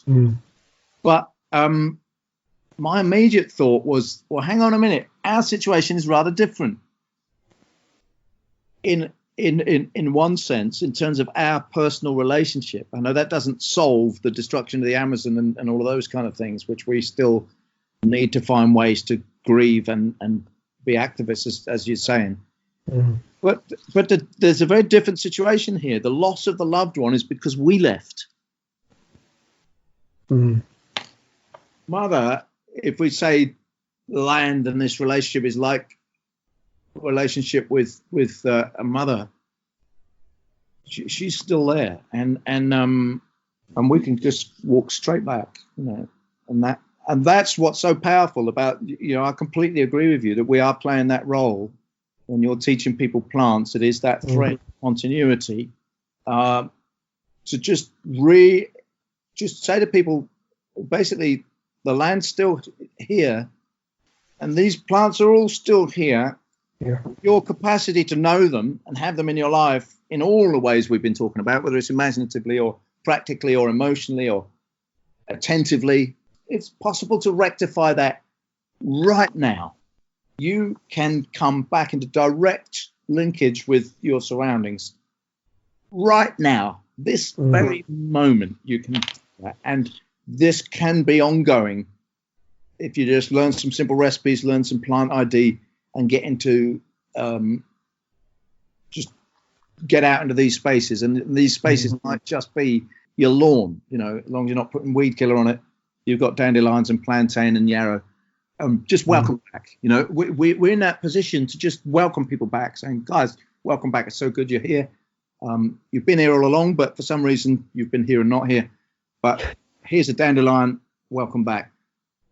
It's funny. That's immediately what I thought when you said about the grief in the morning. It's just, and I think that, as you say that that's your activism.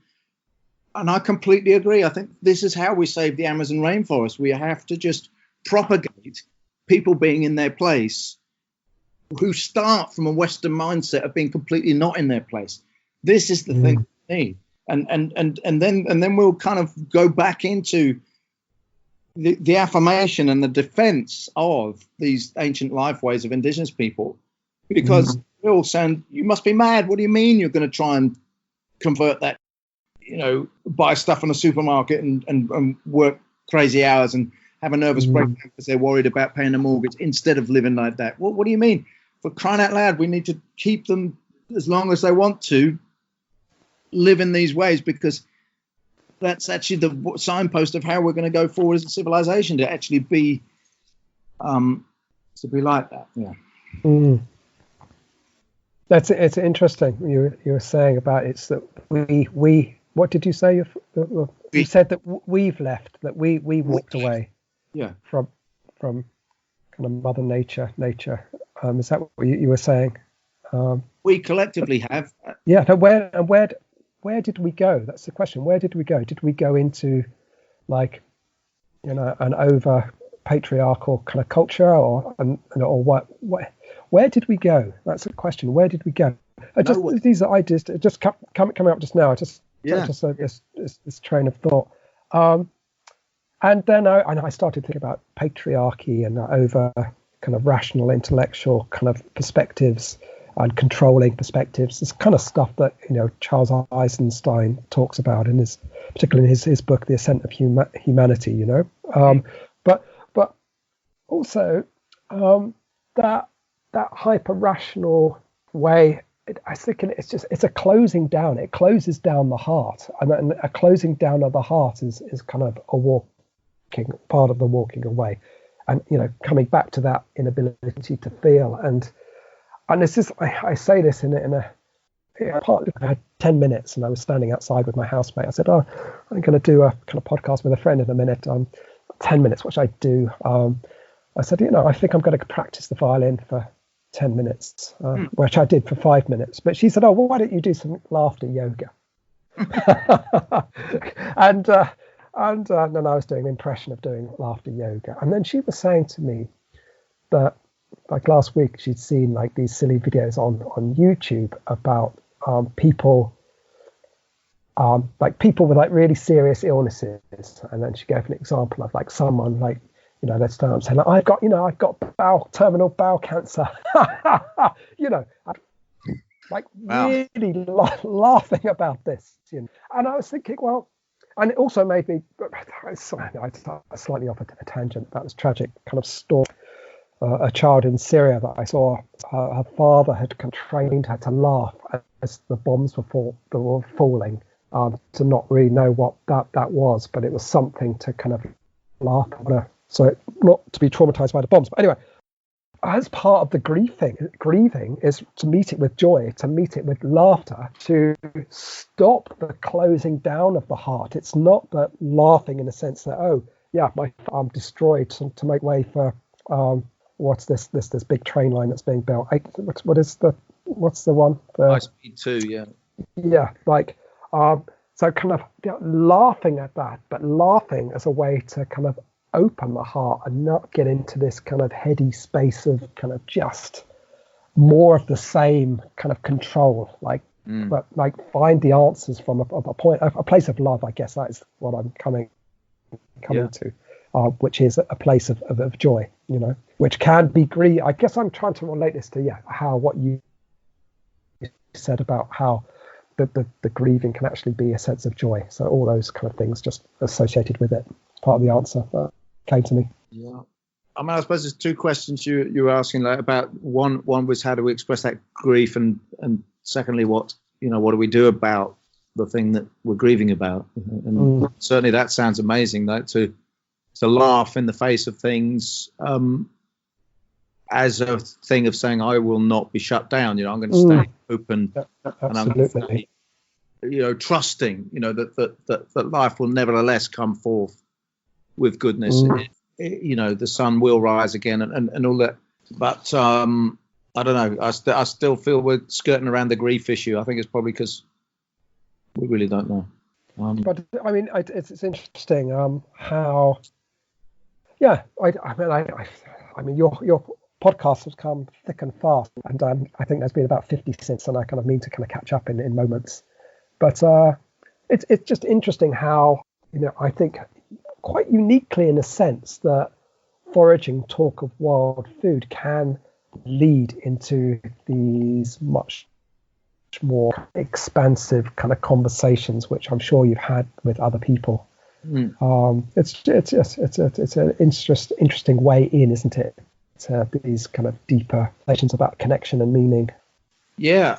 I mean, I do feel that it's such a, people. If you start talking about matters of faith, people maybe would demand some evidence, and depending on which religious perspective you come from, you might meet with some incredulity as you try to convince them that, I don't know, your holy book or whatever, you're the founder of your chosen faith was who he said he was, or I mean, it mostly is he, isn't it? But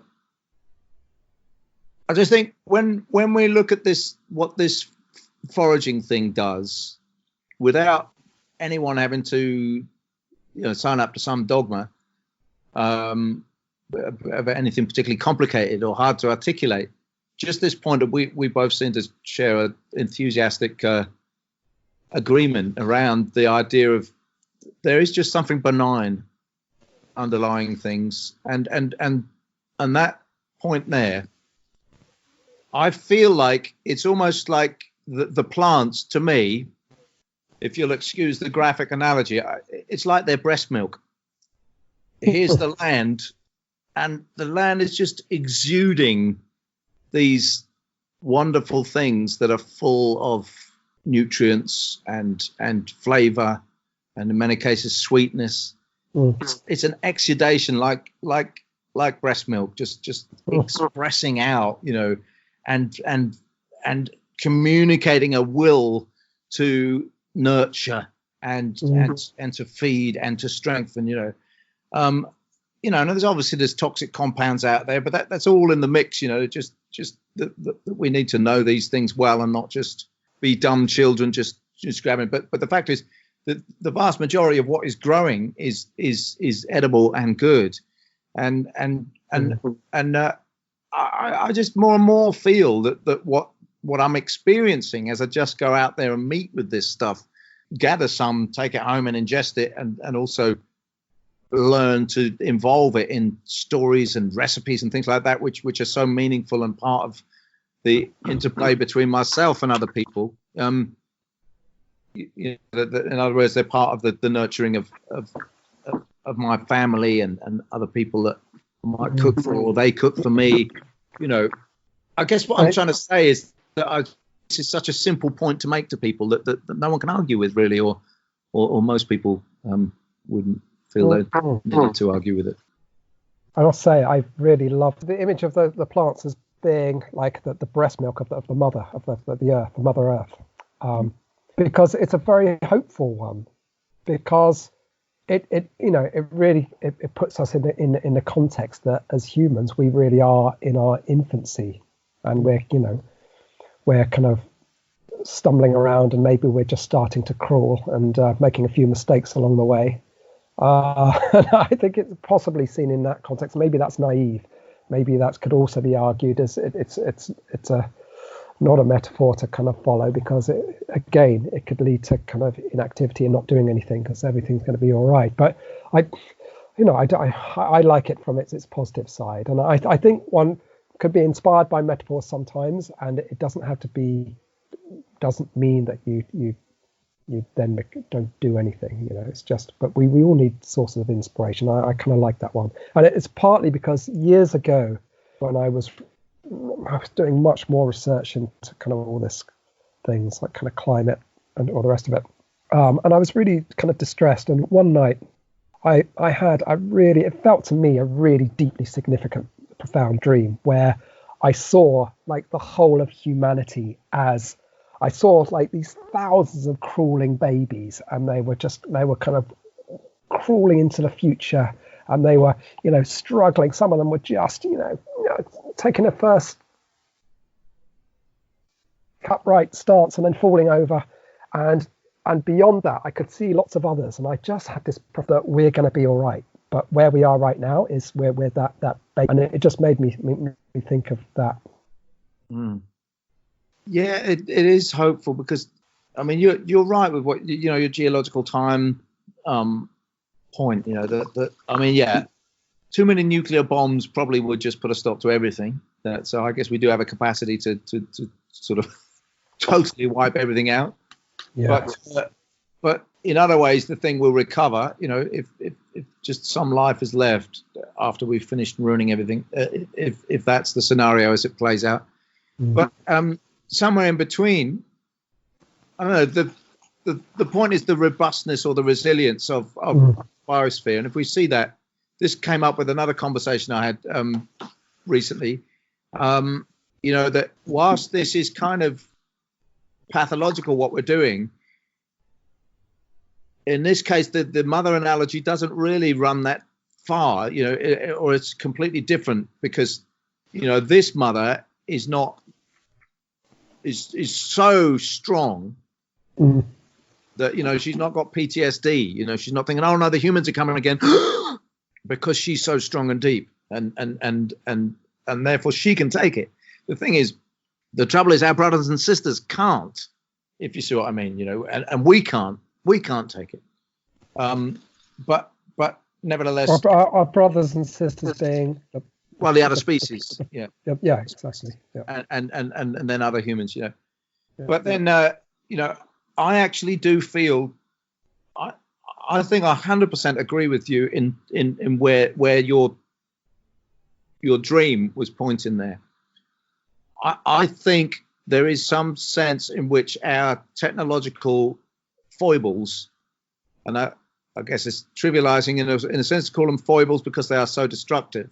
You know, what we're doing to life itself and to our own embodiedness, how we are disrupting the systems of life by our absence and our forcefulness, basically, the and vanity, I guess.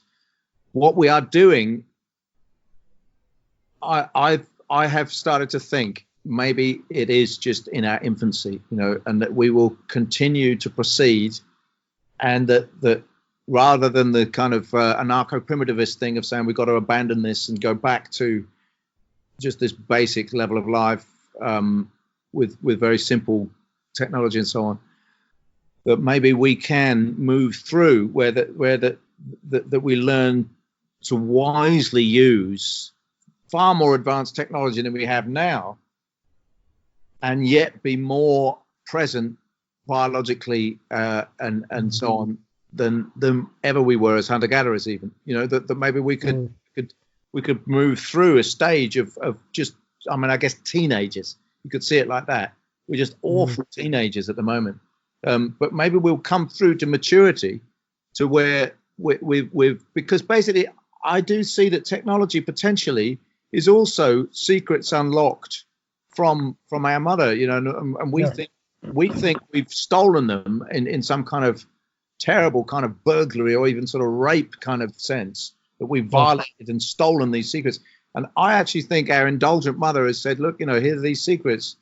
You're probably going to make some mistakes, but I trust you, you know, and in the end we'll come out good, you know, like everybody hopes for their errant children, you know.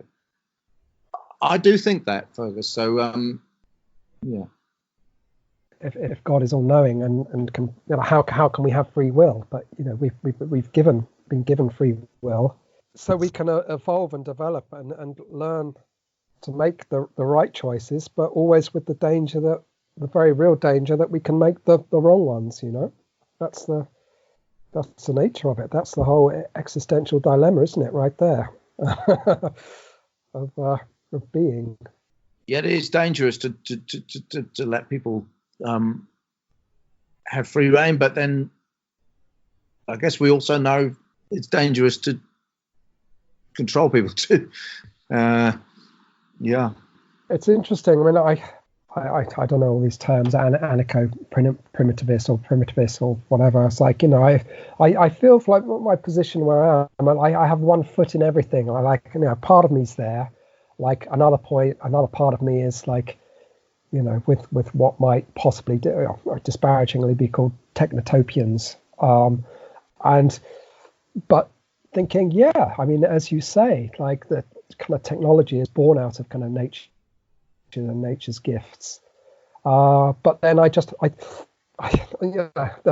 golden rod, like, that I hold on to is that I just stick with what I know and I understand, and that is that foraging and that level of engagement with the natural world has kind of served us well for thousands of years. So stick with it. But then, I mean, the great gift of living as we are in the times we are now is that, is working out that how foraging can be utterly relevant in kind of contemporary modern world. Drawing on the best of historical knowledge and the best of current knowledge and looking into the future. It's really exciting. Yeah, and I don't envisage any kind of, when I talk about technology being taken further than we have now, but in a way that doesn't cause the damage that it causes now. It's absolutely essential to that is that I am talking about every human being alive having this vital contact that we're saying is so important. Mm-hmm. It's just that that the technology that we have to do what we're doing now and talk when we're in different places, there is some benefit to that, and it's where we see technology detracting from the amount of oneness that there is in the world, of people being connected to others and being connected to the biosphere and being connected to God or whatever sense we have of the goodness at the heart of everything. That technology must, on balance, be taking us further in rather than taking us out. As simple as that, really. And I think that, to me, the idea of tackling the challenge of the immaturity of our current state is that we have allowed all of these new gizmos that we've got to be taking us on a journey out without even noticing that that's what we're doing. So I think the point is, for me, is the ideal scenario I'm envisaging is that people will begin to see that and think this is an absolute calamity. And I'm not letting another piece of technology into my life to do more of that, like whether it's a ready meal or the fact that we compulsively check our Facebook accounts or. It's interesting talking about childhood development as a kind of larger metaphor, or just in terms of human development.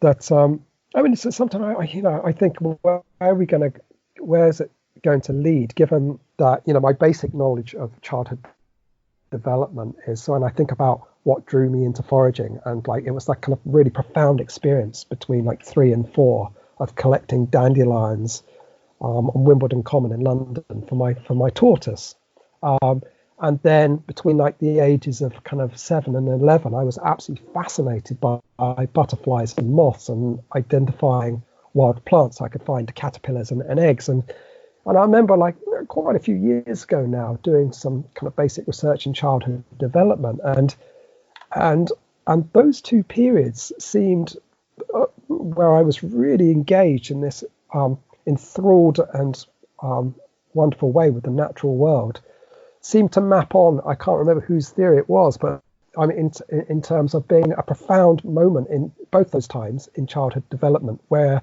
if at those points you're having positive engagement with the natural world, then as an adult, you're going to go on to value nature or in some way relate to it in a more positive, constructive way. So I'm sure that's absolutely led into if consciously or otherwise into what I do now. But I do wonder, when children now are, they're engaged with looking at some screen or some game during those key moments when really nature engagement is what would be so beneficial if later on as adults they then go into be able to relate in a positive way to the natural world and all that flows from that.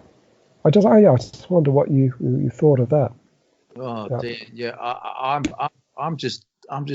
It drives me absolutely nuts to know the kids don't even come outside now. They're just inside on devices. Mm. We don't have any kids in our village who are allowed to come out. We send our kids off to the woods to just go for a walk, and they've got mates in the village. We've asked several times, and now we realise it's just the mum is just not comfortable with that. They've got to have constant supervision, So we could, in theory, get them out and go for a walk with them and our kids. But the idea of our kids going out with their kids to just go to the woods is just not going to happen.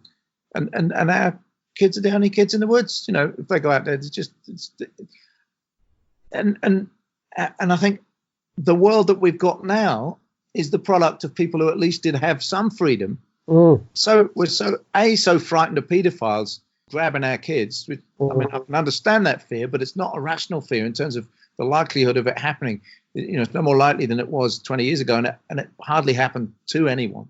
It's like people's own family that have perpetrated most of these awful crimes, rather than strangers in the woods. And secondly, the fact that what they are doing when they're not going to the woods or out just in the field, is they're on devices, So it's me that I've belated it. I'm not a sporty person at all, but my little boy Kit is really keen on football, and I've realised, well, hang on a minute, they're outside and they're moving their bodies and they're doing this back and forth thing with other kids, Suddenly I can see the point of sport, which I've never, never been sporty. But that is immensely better than what happens to kids most of the rest of the time. So yeah, no, I am deeply troubled by it, and it means that for us as foragers, we got to get this to be just a really normal thing that all of us do, getting this foraging, just doing foraging with kids. I've done bits and bobs, and I've tried to get a project going. We couldn't get funding for it, but I'm just gonna have to just do it anyway. But got to do that with children, because getting kids to eat wild foods when they're young will be a big part of making things better, I think. Yeah. All right. Well, we've talked for ages.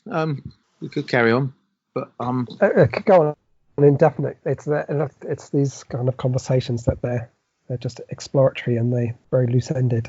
But we've been at it for over 2 hours, haven't we? Yeah, I think we've pushed it to the limit. We've had some pretty long ones, but this is the longest yet. But I don't think we're going to edit it down much. I think we'll let it go as it is, and if people think it's boring, they can turn it off. Yeah, good choice. Thank you for joining us for the Worldwide podcast, and for making it this far to the end if you're still listening to me. So I just want to mention a couple of things that are in season now. I've already alluded briefly to birch sap on a previous week, and indeed slow blossom. But I want to suggest a lovely thing to do, just to celebrate participating in the unfolding of all of this new growth of these life forms, of these plants at this period, where the land is all waking up. So we've got birch sap, we've got slow blossom, just peppering the landscape with this sort of beautiful white, still mostly against bare branches, making it very, very noticeable. And that's a sign of the land waking up. Also, there's a lot of lushness of plants that have just stayed with us through the winter. You know, the dandelions and the cow parsley that's been around for ages is now getting really lush. But there's two very common plants, which I'm sure you'll be able to track down. And one you'll definitely know. That is nettles. And I often say that nettles are the only wild species that I know of that you can reliably identify in the dark. There's a very distinctive, if slightly painful sensation of being stung by a nettle. So if you have any doubt, that's the way to be sure. So nettles are just coming through now in their spring growth. They have a second period of growth in the autumn, but it's not quite so lush. And now's the time to really get stuck into nettles. And you can do all sorts of things. You can chop them and fry them till they're crispy, put them with a bit of lemon juice, salt and chili. That's a nice thing to do. Nettles and eggs, where you just wash the nettles and then steam them in their own water for a few minutes, then fry them on quite a high heat in some oil for just a couple of minutes and add an egg, just enough to coat them. That really brings out the umami of the nettles. Thirdly, you can make the simplest nettle soup in the world. You just take a cup of hot water and a handful of nettles for each person, boil the hot water, and then put the nettles into a high-powered blender and then strain it through a sieve. And then you should put the nettle stuff in the compost. So there's so many nettles, I wouldn't be worrying about food waste there. You can just compost it. It's fine. And you'll taste that tea that you've made, which with just a different thinking cap on. Instead of thinking of it as tea, you can think of it as a broth. Make that as a base of a soup, add a little bit of salt and lemon juice, or just enjoy it as tea. Another plant which is really coming through at the moment is cleavers. Now, this is a plant that you may know if you grew up in the countryside or anywhere where there were wild plants. It has little sticky balls that stick to you. They stick to your clothes, they stick to your dog, to your socks. You get them in your hair, it's quite difficult to get them out. That's why it's called cleavers. But the leaves themselves are also they've got these little hook-like hairs, which if you throw bits of the leaves at people, they also stick to them. It's also called sticky willy. And it's quite distinctive in how it grows. So if you look at cleavers, you'll see there's a main stem, like the main axis of the plant, and the leaves stick out from that stem and they sort of radiate out like the spokes of a wheel. And that's called a whorl, W-H-O-R-L. Very distinctive of that particular family, the bedstraw family, which incidentally also includes coffee, but cleavers doesn't have any caffeine in it. In fact, it's a spring cleanser. It sort of cleans out the lymph glands. It's generally thought of as a spring tonic. So what I'm also going to suggest you do this with nettles, but what you can do with cleavers is you can get a big handful, and right now it's becoming really bushy just before it gets too tough. Gets quite coarse later on in the season. So you can just take a big bunch of this cleavers and what you do is kind of screw it up in your hands, really, really crush it, and then put it in a jug and then pour water over it. But of course, at this point, instead of pouring water over it, if you've been tapping a birch tree, you can pour birch sap over it. So you get this lovely spring infusion or this spring fusion that has all of the goodness of the birch sap, which includes, there's a compound called betulin, which is anti-cancer. It's got saponins in, which are good for the skin in very small amounts, and natural sugars. And it's just a lovely drink in its own right, and even better when you start thinking about those kind of health benefits. But infused with the cleavers, you've then got some of the greenness of the spring awakening going in there and that sort of spring tonic effect. And you can equally do this exactly the same thing with nettles. Obviously, you need to use gloves if you're going to scrunch them up. I mean, you do need to scrunch them up. But just leave that for about half an hour and then just strain it through a sieve and you've got a lovely cold infusion. It's quite different, the flavour, than tea, especially with cleavers. I find it just a bit too tannic and so on. So yeah, there's a few ideas for what you can do to participate in this spring emergence. All right, so that's it, and thank you for listening to this week's World Wild Podcast.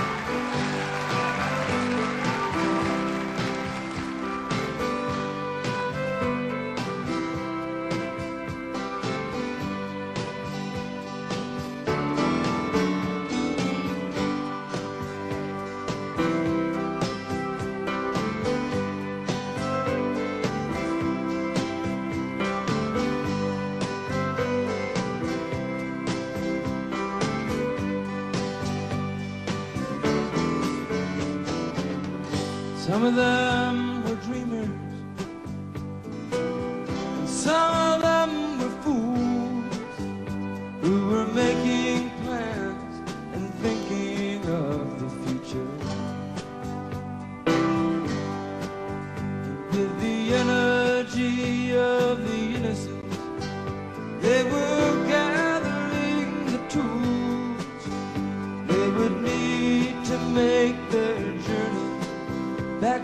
nature. While the sand slipped through the opening and their hands reached for the golden ring, with their hearts they turned to each other's hearts for refuge. In the troubled years that came before the deluge, some of them knew pleasure, some of them knew pain, and for some of them it was only the moment that mattered. And on the brave and crazy wings of youth, they went flying around in the rain, and their feathers once so fine grew torn and tattered. And in the end they traded their tired wings for the resignation that living brings, and exchanged love's bright and fragile glow for the glitter and the rouge. And in a moment they were swept before the deluge. Now let the music keep our spirits high.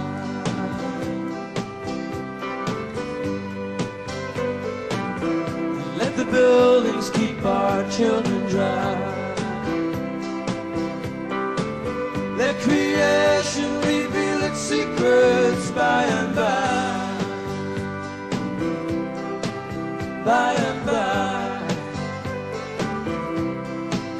when the light that's lost within us reaches the sky.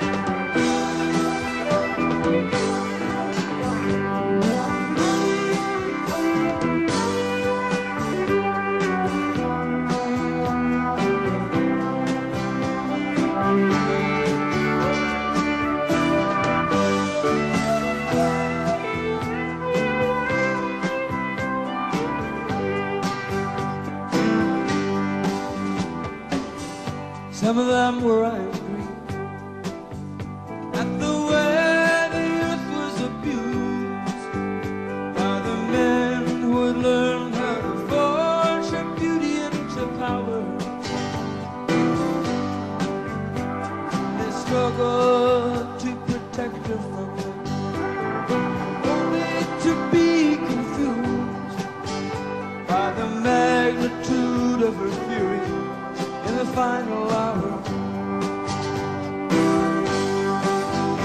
When the sand was gone and the time arrived, in the naked dawn only a few survived, and in attempts to understand the thing so simple and so huge, believed that they were meant to live after the deluge.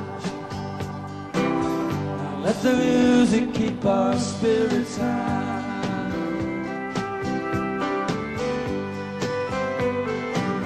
And let the buildings keep our children dry.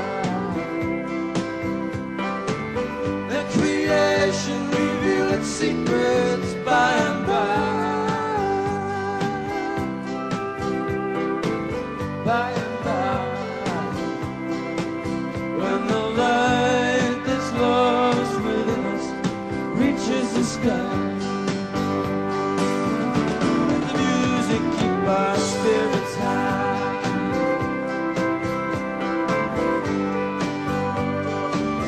Let the buildings keep our children dry. Sha, sha. secrets by and by.